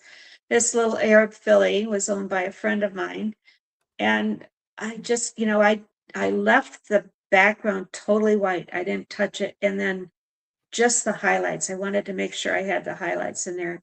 This was a really quick painting. It didn't take long to do at all. But boy, I just love it. Right. I know. It's, it's simplistic. Sometimes, they can just stand alone. They don't need a background, and sometimes they do. And it's just really amazing. And this is just really beautiful. I love the blending of the colors. You're fantastic with the eye work. It's just so beautiful. I think if I'd tried to put any kind of color behind that, it would have ruined the painting. Mm-hmm. So I think so too. I think so too. yeah. Just fantastic. Oh, she just got a great, just look at her expression. Wide-eyed, Yeah. little tiny bit of a crooked, that's just so awesome. I just It's like love how you've done Syrian this. world. Mm-hmm. That's right. Look Yeah. at how beautiful I am. Yeah. I am amazing horse. Right? Oh my gosh. Yes. Oh, she is precious. Oh my goodness. Yes, I agree. Yeah, nice balance with the light. See, they're loving that. The white is the light. I agree. Mm-hmm. Uh-huh. And the light on the face is phenomenal. I agree with that. You guys are so wonderful with your compliments and comments. Thank you so much. Yes. Yeah. Thank you very much. Yeah. The detail around her face, and that's just came out really good. It really only has I think 2 colors there, 2 or 3 colors. Right. That's it. Just beautifully done. I love the light even bouncing off the back of her mane, but you really controlled the light on this picture so well too. Just fantastic, Yeah, guys. sometimes things just work really good and Mhm. sometimes I struggle. So Right. Right. We have that pile over here. Like, okay, but there's these moments when you're done with something like this. And also, like you said, pretty quickly that you just walk back and go, man, that just rocked. That just turned out so well. And you get so giddy. And I can see that you probably were so happy, you know, mhm. just love this little expression. And it's nice that you have your photographs still too. I mean, when you sell a painting, do you leave it for that owner to enjoy forever, or do you still say I can sell prints? How does that work with you? I make prints and I let them know that I will make prints of them, of those originals. Right. Sometimes I'll retire a painting. I've got some things that I've sold and then I just retired them because I produce quite a bit every year. I mean, I'm always painting, so not everything ends up in my website, but I've got lots of inventory of paintings, and I keep everything in a digitized file, Mm-hmm. so I have everything captured professionally so that it looks like the original once it's painted. Mm-hmm. And so, I might use it for maybe a phone case or a coffee mug or, you know, Something. a Right. calendar, something like that. Right. So, but I'm pretty much upfront with that I will be making prints of it. There you go. There you go. Yeah, you gotta let them know. I agree, guys. Catching the morning light. She sure is. Yep, saying basically, hello world, here I am. She's beautiful. Beautiful. Oh, look at this little guy. Yeah. I was going to ask you before we move on. It's like, so if you're painting all the time, how do you find the time for the ranching too? You must be one busy lady. Pretty much. Well, we Yep. have a very small herd now. We just have a few cows, and I've got two horses. There And you go. then we raise about 2,000 meat chickens every year for farmers market. And then we have about 100 uh, layer hens. So, There you go. and it's just my husband and I. It's not that much work, really. Cattle are easy, I think. I agree. I mean, even with the 25 I had from the pigs, I mean, we ended up with pigs, a turkey, a couple, I had 8 cattle, I had a couple horses, and it was easy enough for my husband and I to handle it. The chickens, laying. So not too bad. Now tell us Well, about it's this beautiful, oh, go ahead. I'm sorry. Yeah, well, it's really important to me that I have access to real clean food. And I do too. I'm, yeah, I'm very, very picky. I don't eat meat that I don't know where it came from. It literally saved my life, Deborah. I mean, when I was talking about my paralyzation, the first thing, my husband being a naturopath, he was like, we got to detox your body. And we Mm, moved to an area where I am right now, where I literally have the local ranchers, and they're like either Amish or German Baptists, or very much even almost close to Amish. So I know exactly where my meat comes from. I have my own chickens here. I have greenhouses that literally are covered, really beautiful covered greenhouses, so nothing's spraying on them. And it saved my life. I mean, it was like unbelievable. So I'm like, yeah, that's what I teach on Thursdays and Sundays too, as we talk about the importance of this stuff, because we can't even trust what's going on with our food. And so, yeah, I'm with you. I'm extremely picky about where my food yep, comes from. yep. Yeah, I was excited to see that you had that series too. So I'm going to pop in Yes. on one of those too. Okay, cool. Yeah, my husband and I do, because yeah, I mean, it's kind of just was inspired. I'm like, and I was like, I had over like 75 pounds more of inflammation. I was in a wheelchair. I mean, it was really, Oh, really bad. So chemicals that they were putting in our food. But we're back to art, guys. Sorry on the yes, sidebar we're back to here. art. She can get me going, because I'm like, I'm all about the whole eating local. So kudos to you on that. But we love our baby bears as well, do we not? They're just the cutest thing in the world. Oh yeah, Where did you see they this are. baby? He's so cute. Yeah, I love him.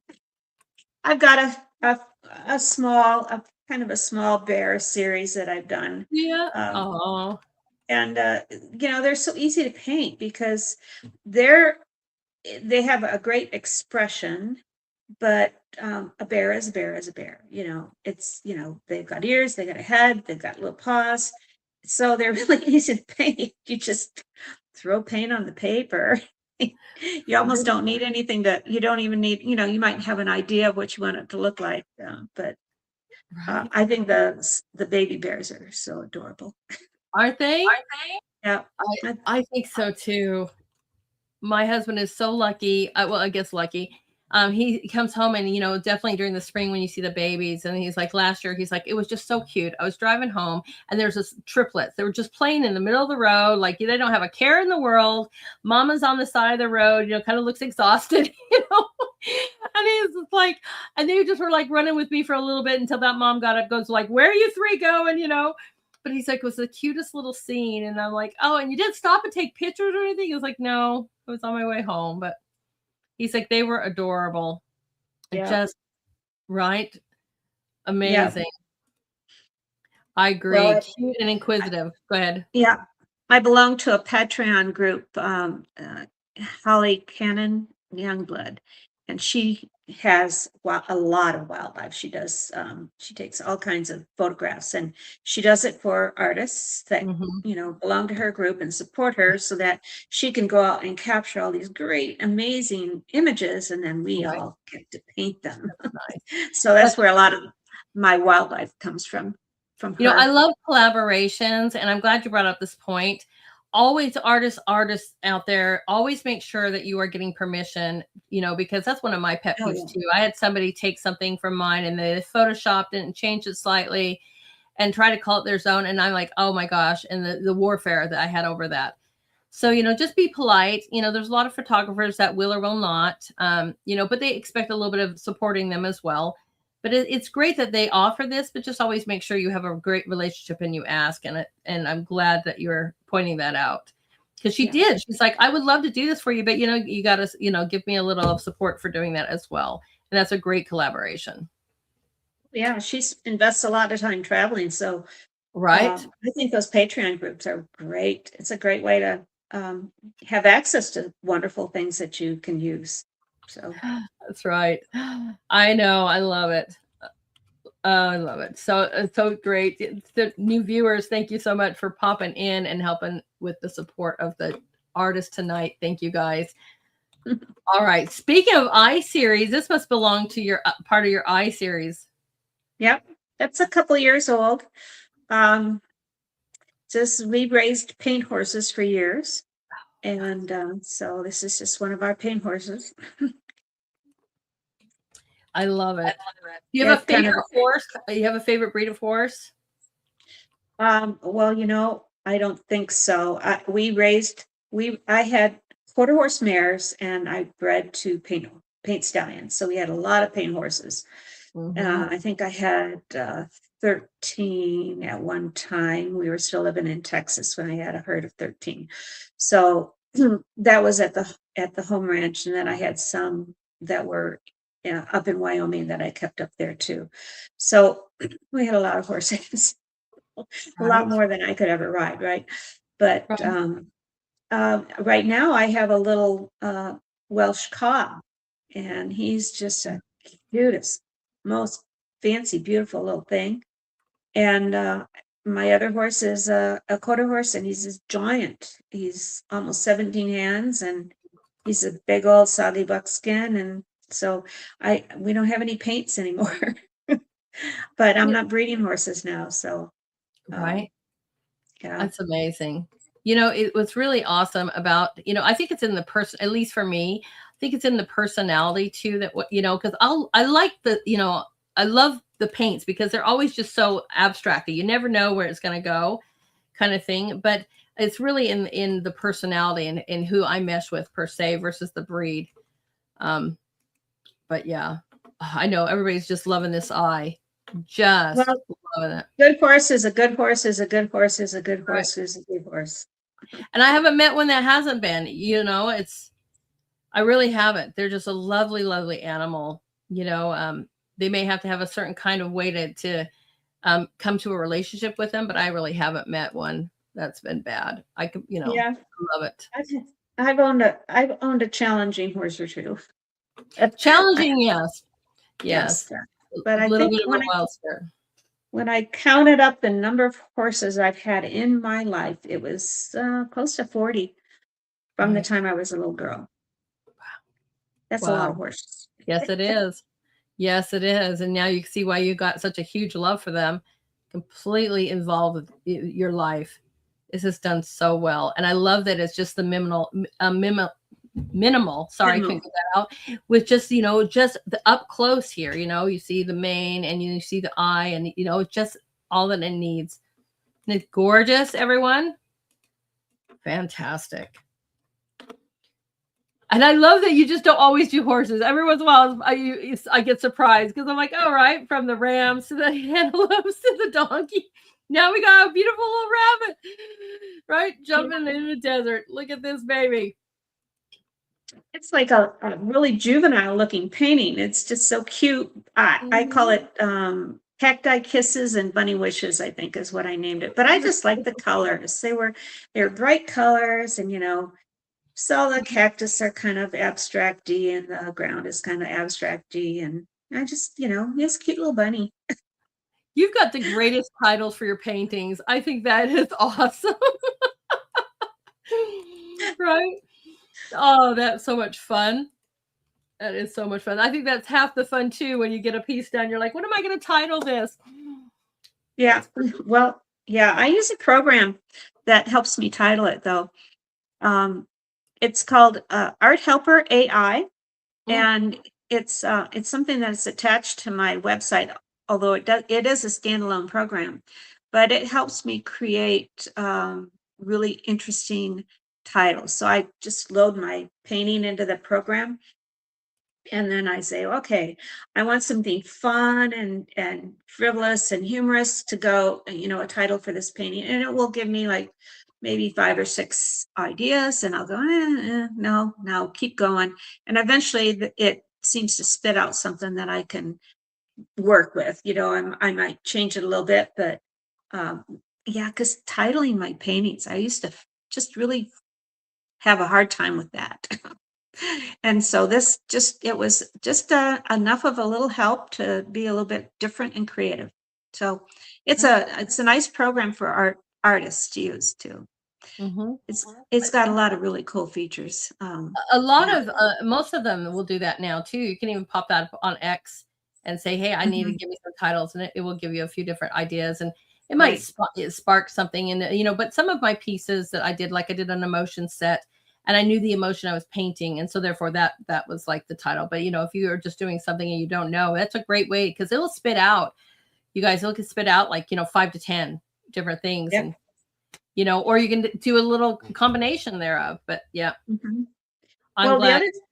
Good. the other thing that this program does, which I've taken advantage of, is I've put paintings that I'm struggling with, or I'm not sure which direction I want to go with it, and I've got it maybe 3/4 of the way done. I'll take a photograph of it and I'll throw it in there and I'll say, critique this. Tell me what's missing, or maybe it's done and I'm like, I don't know.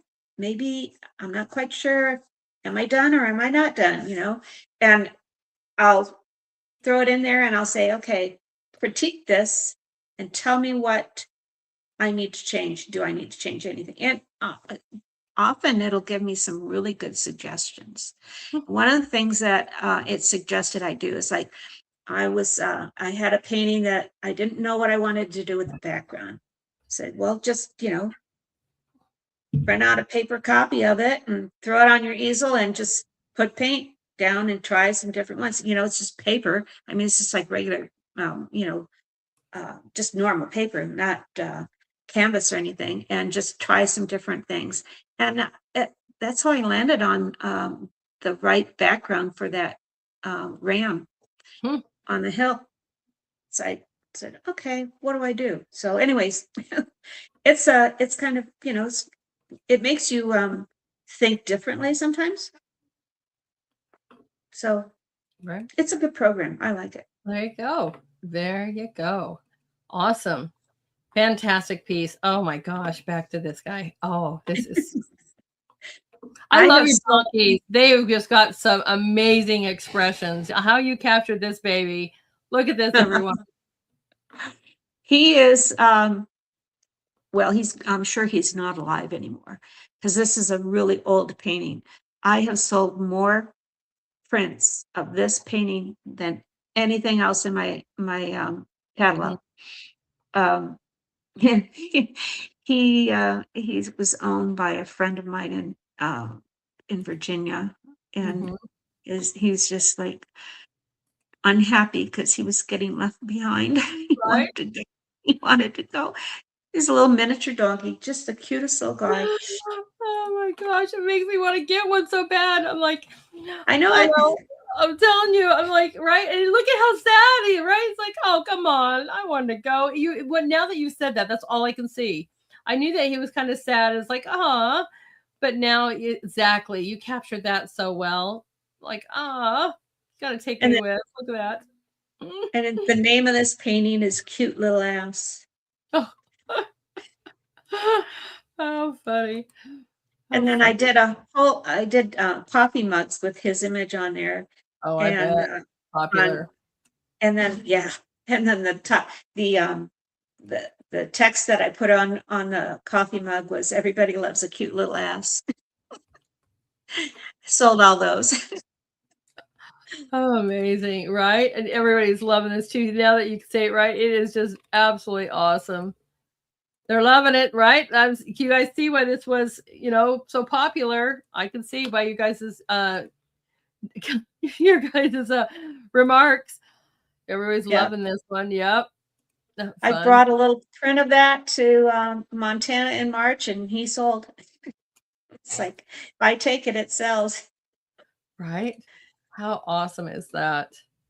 I know, guys. I'm over here looking at you. I love miniature donkeys, and I swear they totally know. Our phones totally know. They hear our thoughts. I swear to you that they do. Oh I'm yes, baby elephants and baby donkeys, and I love the pandas too because they just fill up my whole screen. Whenever I see little clips, I'm like, enough, enough. I can't own any of those. You know what I mean? So maybe the baby donkeys, but I would yeah, love it. Just yeah. amazing. I Well, agree. I will have a miniature donkey. I I'm will just have one. kidding. I've already told my husband I'm getting a miniature donkey. He said, "All right." Exactly. Oh, how fun is that? This is so awesome. What a great piece. And you guys are awesome. I know. That's what I'm saying, Molly, too. I just love the texture that's created on that, right? On this piece and in the fence. That's what Molly says. I agree. Fantastic. Fantastic. Yeah, Love it. that was really easy to do. Just that painting, I swear, I think it maybe was a couple hours. Right? I don't remember because it was so long ago, but it didn't take very long. Once I get the eye in, I've got the structure of the face. That the eye has to be pretty close to being done, and then everything else just kind of flows in. Just fantastic. Just fantastic. Oh, love that. Thank you, Chelsea, so much. Just amazing. Love you guys. Thanks for sharing the stream because that's so important. If I have not reminded you lately, please hit these like, follow, share, share, share. We want everyone to see how amazing Debra's work is. Thank you. And thank you guys for your support of that. I appreciate it. Yes, absolutely. I was going to tell you that one other thing that I did this year is I created a catalog or like a little magazine thing that I Mhm, use at shows. It has my images, and then I wrote the stories with the images. It's mhm. really cool. I can send you a link so you can see what it looks like, just Right? for curiosity's sake. But it was a really good marketing tool for me this year. So Amazing. that's something to Okay. consider doing. Right? Wow, this Right? guy, he this is I love this painting. And Mhm. this is a watercolor, but it was painted on seasoned birchwood. And I used a totally different process. I broke all the rules. And it does the little white that is acrylic. I did have to use some acrylic on his nose to Mhm. get those highlights on there that bright. Because it was, a wood background. And what I did is I sealed the layers with a workable fixative so the paint wouldn't move. So then I could add the next layer to get the texture. And I just kept building it up that way. And then when it was dry, I sealed it with a fixative again, a spray fixative. And once that was dry, I varnished it. So I varnished it and then sanded it and varnished it and sanded it and varnished it. So it looks like an oil. Mm-hmm. I was gonna say, because I mean, I had watercolor on, that just blows my mind on that kind of surface. I didn't even know that was possible. Well, I didn't know it was going to be possible either, because normally you have to put a ground on there, and I don't like it. It's like Right. you put this ground on there and that it absorbs the paint, but it doesn't, the paint still tends to lay on the top, and then I'd lose all the wood grain because it would be covered with this other thing. So I just said, well, I'm going to give it a go and see if I can't make this work. So I did this. I think I painted this in February. Wow. And you found a new way, a new method, and it turned out phenomenal. Just phenomenal. Wow. I mean, go ahead.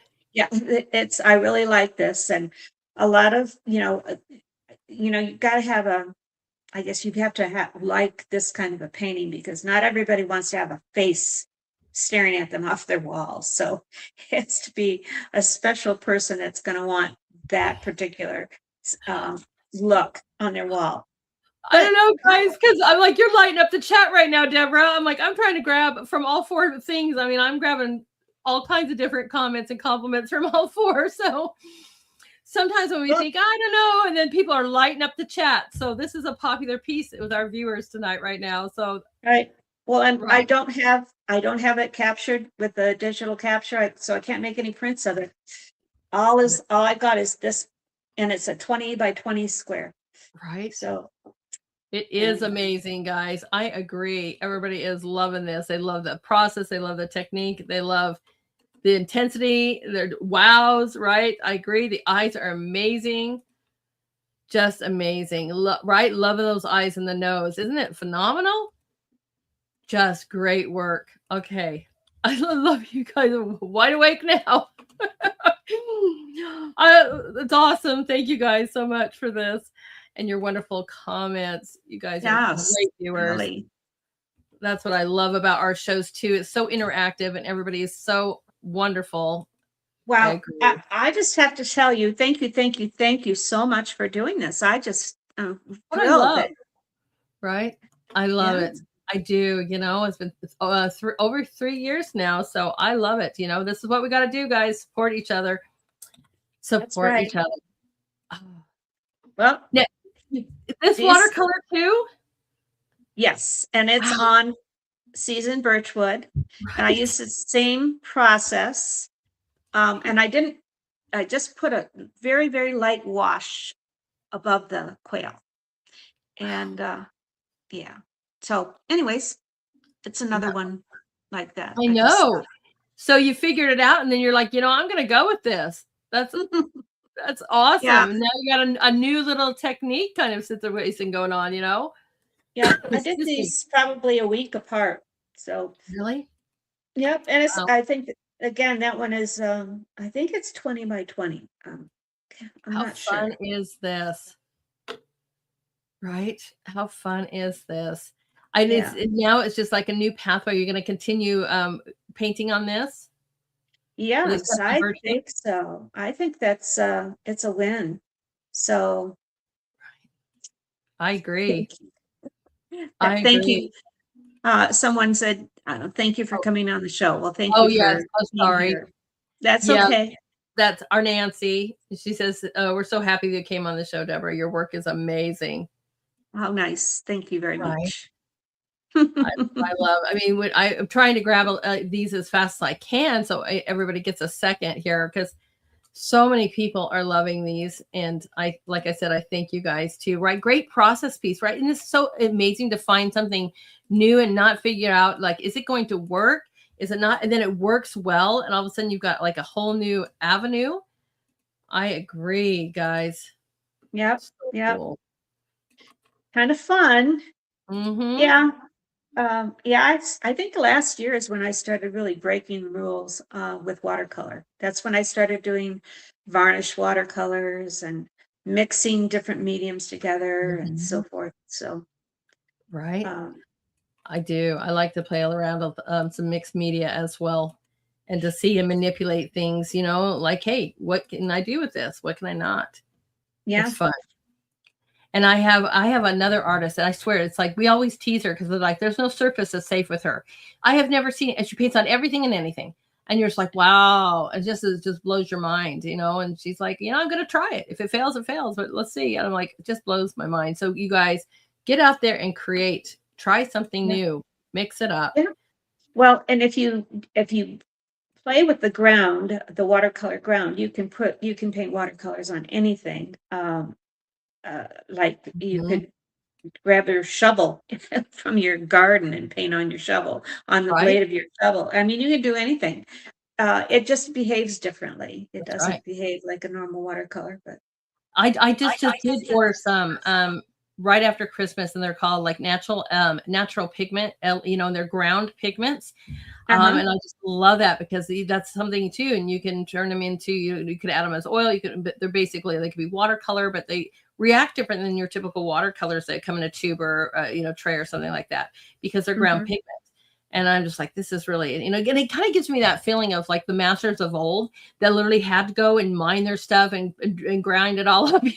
So you're like, it gives me like, a little Yeah, we're appreciation. so spoiled. You should see that I've got scads and scads of paint. Right? Because I see, Daniel Smith will come out with a new series, and I'm like, Gotta oh, try that. I know, look and at it's that. horrible. It's a horrible addiction, everyone. Oh, this was an amazingly fun guy to do. His name's Winston. I know. I gave away a painting when I was at the um, in Las Vegas for the during Cowboy Christmas, Okay. and this lady won this painting, and she sent me a photograph of her dog, and he was sitting in her car. So this was his image, but he was sitting in the car, and I thought, well, I'm going to do something different here again. And I used pastel matte paper instead of watercolor paper. And if you're familiar with what pastel matte will do, when you put water on it, it will bleed. And it's very fickle, and you have to be really careful, or you end up with everything just bleeding everywhere. So all the shadows around his feet, Mm-hmm. that was deliberately letting it bleed, and everything else was controlled. I did let it bleed around his ears to kind of give it that texture and along the back, but to get his eyes and his face, I was very, very careful in how I did it, and I used very little water. I had to use some water, but um, what I did was instead of like wetting like the whole piece that's going to have that color, like where the Right. oranges are, I just would put in a little bit of water and let it kind of bleed over. And when it got done bleeding over, I drop in my paint and let it go. And it was, it took me a while. This took a while. This was a difficult process to do, but I was so happy. And so the white on here is actually white paint. I use China white on there. Right. But so that's, and then I just sent it off to her and I said, hey, I think this is such a really cool piece. Do you care if I use it for my promotions for my dog portraits? And she said, no, go ahead. Right. So he's kind of famous. I love him. I agree. Yeah. I know, guys. It was fantastic. Fantastic. Oh, I'm echoing somewhere. I just love it. Yeah, it was a scary adventure doing this one. But I was so happy with how it started coming together. I thought this is going to be a great painting. I'm going to do it. So I just really love him. It's probably one of my favorites. It's right up there with that little cute cute little ass painting. And you didn't send this one to me. When I was going to highlight you for the artist of the day, I wanted to find something that wasn't that you sent me. And I found this one. I found the other one that I did highlight you for it. I was like, okay, this one included, but they are now. Because I was like, look at this baby. This is so awesome. You guys write with the realism. Such a fantastic piece. The texture, the softness, the expression. Oh, that is amazing, isn't it, guys? I know. It's adorable. Absolutely adorable. And yes, this is great for your dog, headings, right? Yeah. Well, he looks like he's real. It almost looks like a photograph. Right. That's what I was saying. People were talking about the realism of this, and I'm like, right, it is just fantastic. It probably didn't hurt because I had a Basset Hound. Right. I didn't own a Basset Hound at the time that I painted him, but I had a Basset Hound when my kids were little. We got a little Basset Hound. Oh, cute. So cute. Fantastic. Just absolutely fantastic. All right, back to some landscapes. Just right. I mean, she's all over, guys. She can do so many different things. It's amazing. Tell us about this piece. Well, this is another one that I was doing after my stroke. So I was just trying to get some control with my hand and get, be able to paint. And I knew that I didn't have enough control to do detail on an animal or a face. So but I wanted to paint. It was kind of like the first thing I did, as soon as I was able, I got up on my horse and I rode. So this was one of I think it was probably the third painting that I attempted afterwards. And, and landscapes are not my thing, but I just thought, well, okay, I'm just gonna play with color and shape and see what I come up with. And it worked. Yes, it did. Because, Doreen teases me because, I'm always like saving a few for the very last. This is our second to last piece, but I was floored by this. And to know that you just came out of a stroke and did this makes it even more phenomenal to me. Because I'm like, wow. And I did not use a photograph either. Right. Just from the brain, just from your imagination. There's so many beautiful moments in this, from the little red flowers to the blending of the clouds, or just going right down into even the trees, the reflection. I mean, I just love this piece, everyone. So beautiful. So beautiful. Well, and that must have been serious hope, right? To be like, okay, yeah. I got it. I'm okay. We're going to be fine. Yeah, I can do this. Yep. Wow. I'm back. Right? Yeah, yeah. That is so amazing. I know, guys. That's what I'm saying. The reflection, right? I know. Just a beautiful, beautiful. Never give up, guys. Don't ever think your talent is gone, because I'll tell you, this is proof that it's not. Maybe a little bit of work, but giving it another shot. Hopefully you guys are all inspired. If you're not watercolor artists, I'd like to see some of my artists out there that maybe that's not your medium. Give this a try. You never know until you try. Absolutely. I know she's so talented. I agree. White Wing says you are so talented. I agree. Well, it's skill, though. It's a learned skill. And the other thing is that if you try to not control your watercolor too much, it really creates magic. It just does amazing things if you just let it do its thing. Right. So amazing. Oh, you will. I love that. I got some artists that said they will try. Good. I can't wait to see them. I always am giving you guys a prompt. And I wanted to speak for myself. I haven't done watercolors in a while. And so maybe that's another thing. I got one I'm working on currently, but that might be up in the arsenal. And maybe while that one's drying, I break out and try something new, because I'll tell you what, I haven't done it since my kids were little, and it wasn't my favorite, but it's, even if it's not, try it again. Try it again. You never know. You might change your mind. Love this piece. Fantastic. And our last one, guys, you know which one it's going to be, right? I was like, man, This just rocked my world, and I had to highlight you. Was not say yesterday as our artist of the day, and this just was phenomenal, absolutely phenomenal. The details in this is just breathtaking. This took me some time, I will admit to that. The gear and the harness on here was very painstakingly done. These two mules, that's Belle and Jenny. I call this Legends in Leather. They are some very, very famous competition mules. They're owned by a friend of mine named Terry Wagner. She has a ranch in Colorado, and my husband and I went and spent a day with her photographing her team. And my husband got to drive them for a while, so I got some photos of him driving them. And so she brought out her really fancy show harness for me and harnessed them up and drove them out. And, that it was just really fun to be able to paint them. They're gray and they're like, well, they're about 30, probably 34 years old now. They were 30, I think, in this painting. Mules do live a little bit longer, but, they're just, they were really fun to paint and they were fun to drive.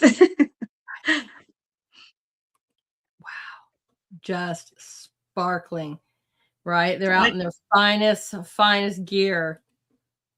Now Absolutely. you see that teal blue came back in there. Yes, I do. Yeah. So I had finished this painting, maybe a year and a half ago, and I still had it. And I thought I liked the background that I had on there, but I thought, you know what? I think I could richen that up a bit, and it would just make this painting pop. And it worked. Yes, it did. Yes, it did. Oh man, that's awesome. That's awesome. Do you have a favorite watercolor brand that you use? Yeah, Something that actually, I do. I like Daniel Smith watercolors. there you They're go. my favorite. He's got so much variety in his paints on particularly his granulating watercolors. Ooh, those are really fun to Yeah. work with. They just, oh yeah, they just really do incredibly interesting things on the paper. And those are really fun to do. Um, Things where you just want to let the paint do what it wants to do. Okay. And the granulating ones will really give you some interesting texture and effects with those. So I think almost all my paints are now Daniel Smith. I started out with Windsor, and Windsor's is a good brand. I've got some Hotman, I think, too. But the other thing is brushes. So brushes are really important. And I work with probably about 3 sizes consistently. And then I have my riggers that I use for fine, and then some small ones that I use for my fine print or for fine detail. But I work with usually a 6 and an 8 and a 12. And I find that if I work with a bigger brush, it forces you to control where you're putting your paint a little bit more. It's a little bit more difficult these days with my hand. So I find myself going back to using, a smaller brush. But Right. The natural hair brushes hold a lot of water, and they are tricky to work with in watercolors. You've got to have some really good control to work with them. So if you're beginning watercolors, doing a good synthetic brush will help you get that control so you don't lose it while you're trying to learn.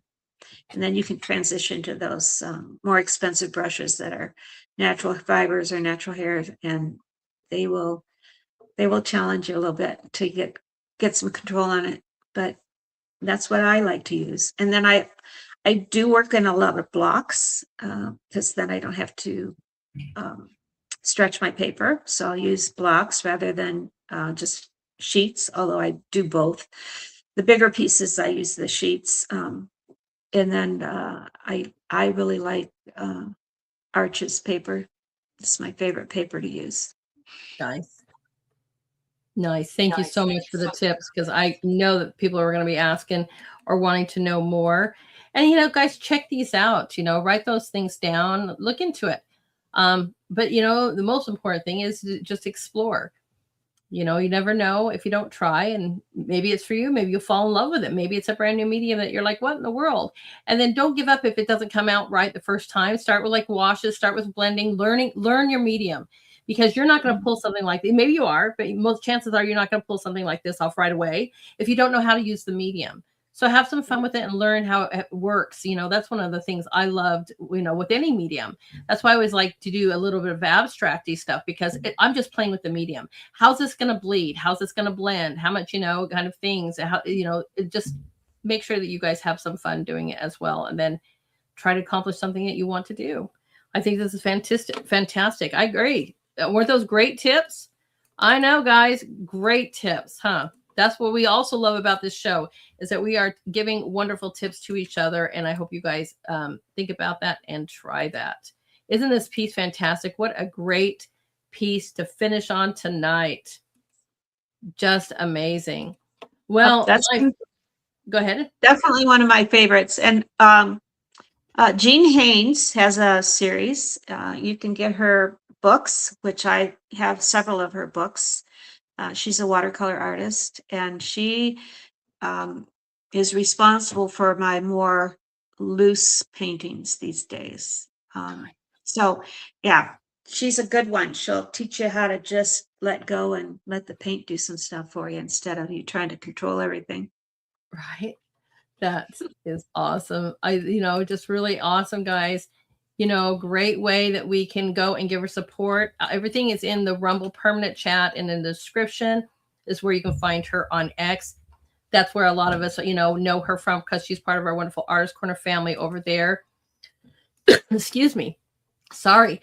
Let me put up her website again, where you guys can go check this out as well, and there you guys go. How awesome is that? Let's give her some love. Share this video, please. Hit those likes, no matter what platform we're on. Please share this out, because that's what I do. Is all I want to do is give you guys, platforms and awareness to show how talented you are. And where can you go where you can see 2 hours of their personal stories if you're not actually sitting there with you, right? It's been such an honor, Debra, to get to know you. I mean, I got to know you via, social media, but this is so different. And to be able to spend, this time just geeking out on your amazing and phenomenal talent, what an honor. I'm so grateful that you spent time with us tonight. If you want to come back, give a kind of a down the road, because I know you're going to have another 20 paintings. I would love for you to come back and show us what you're creating next. But I don't know what you want. Fun.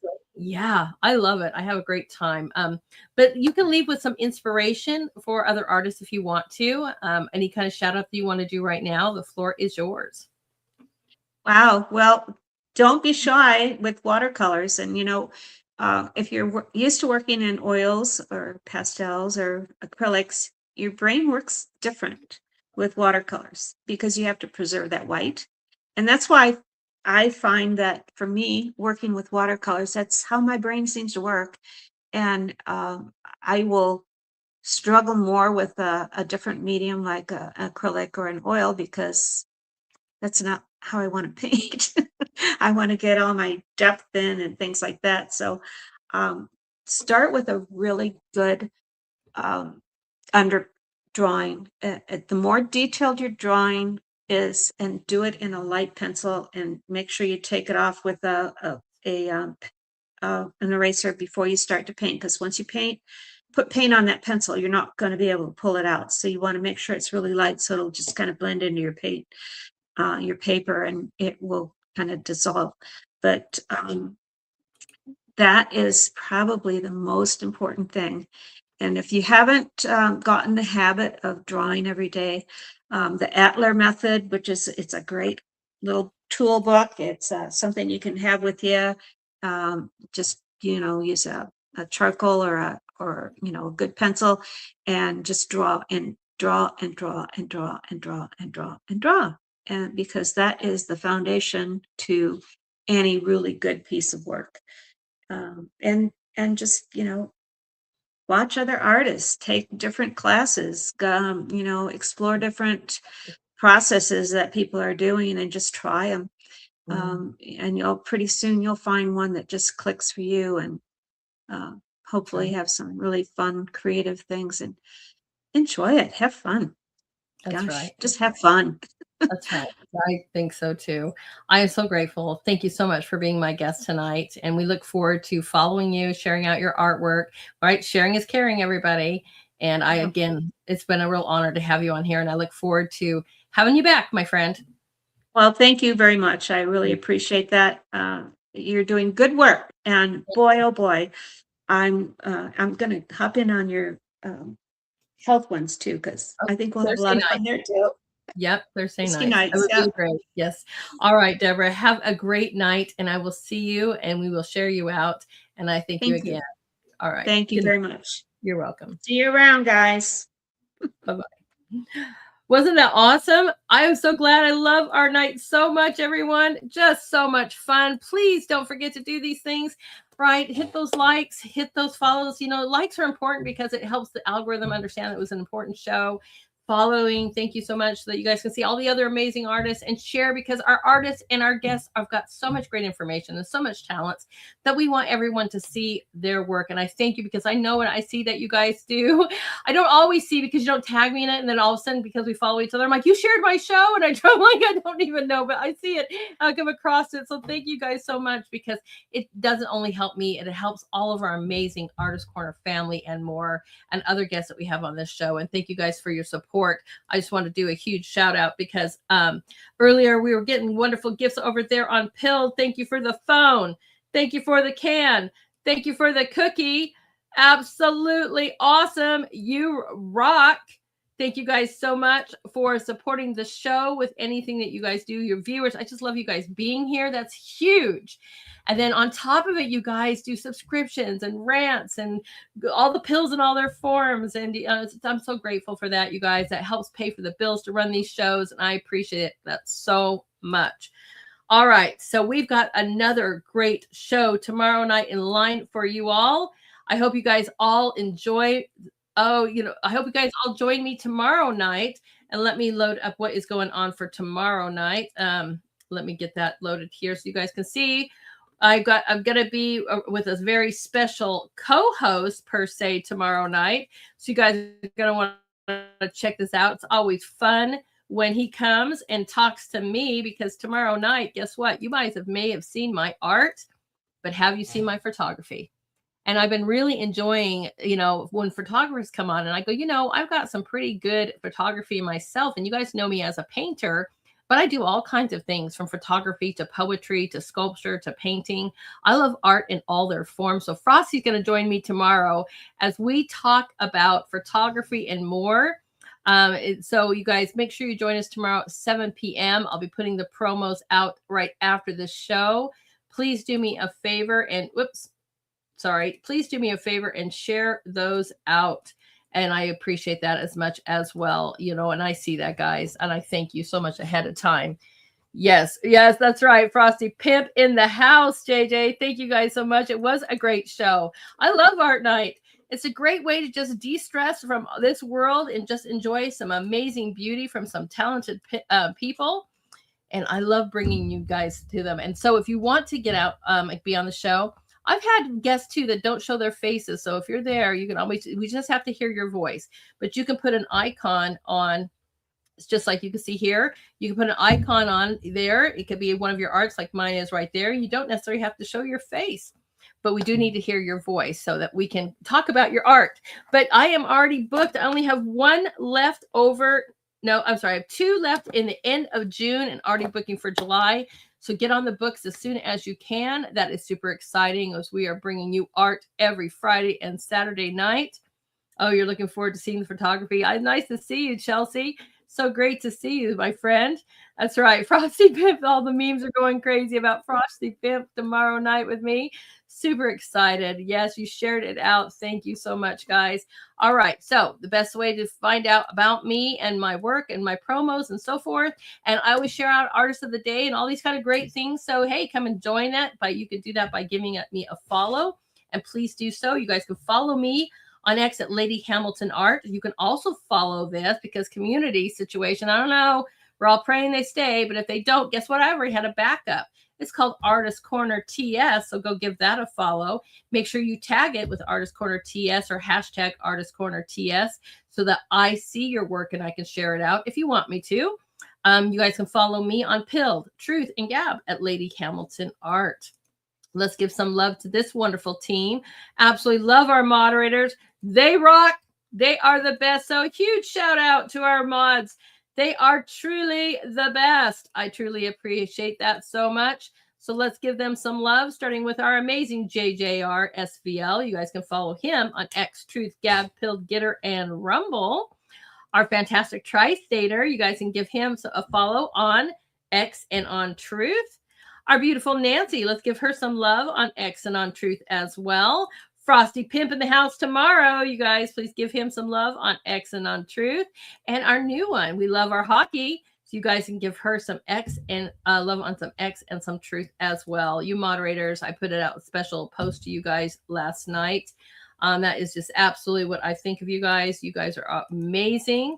And I thank you so much for all that you do for me. Viewers, you are absolutely phenomenal. Thank you for spending this time with me when you could be anywhere else in the world and you come and you join this amazing community that we're all building together. You don't wear glasses. I was to say that's you. I'll have to fix that, JJ. It's just fun. Just fun.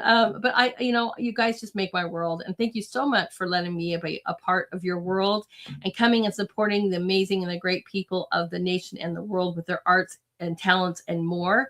I appreciate that so much. All right, guys, I will see everybody tomorrow night. Thank you so much for joining us tonight. I am going to be leaving here tonight with this great song. I can't wait. They got album number 4. They're dropping little segments left and right out there on X that I saw. I've been trying to share it out because they're going to, in a few weeks, they're going to be dropping album number 4. So thank you, My Troubled Days, for letting us play your music. This is probably my favorite because it's just so happy. Makes me smile. So that's what we're going to do tonight. We're going to give you a little bounce in your step, a little, snap in your fingers, and we are going to jam out of here with this song called This One's For You. I will see everybody tomorrow night. Have a great night. Don't forget to be the light and be blessed. I'll see you all tomorrow. Thank you.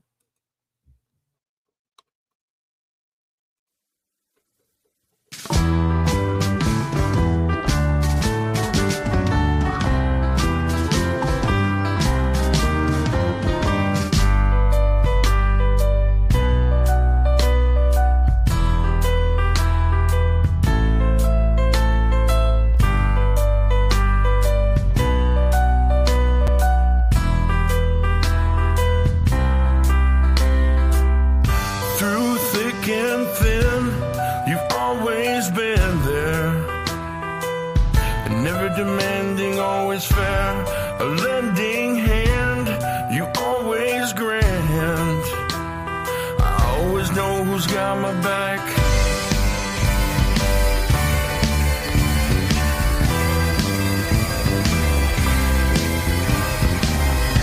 This one's for you.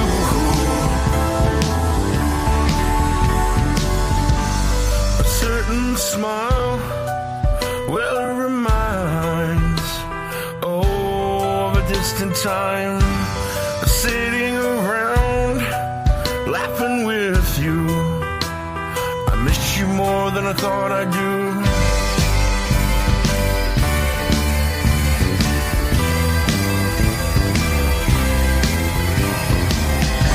This one's for you.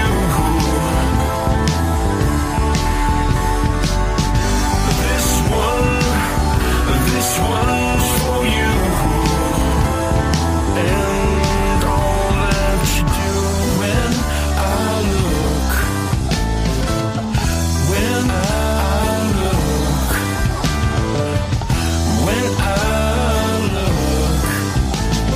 see who you are. I see who you are. I see who you are. I see who you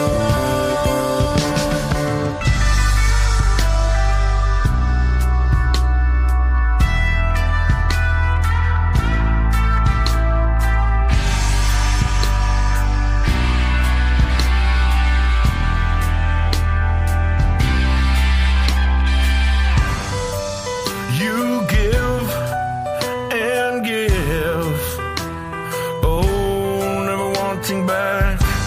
My heart, it sings with you, so sing it with me, sing it true.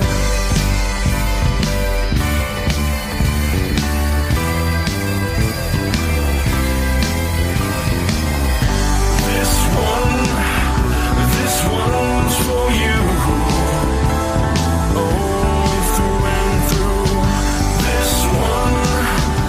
This one's for you, and all you do. This one's for you.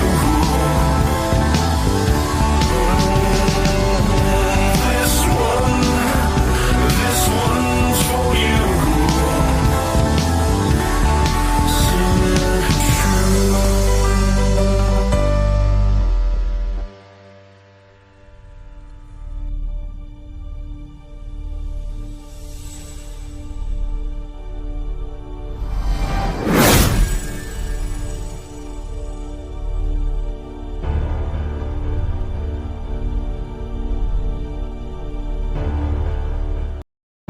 Satellite coming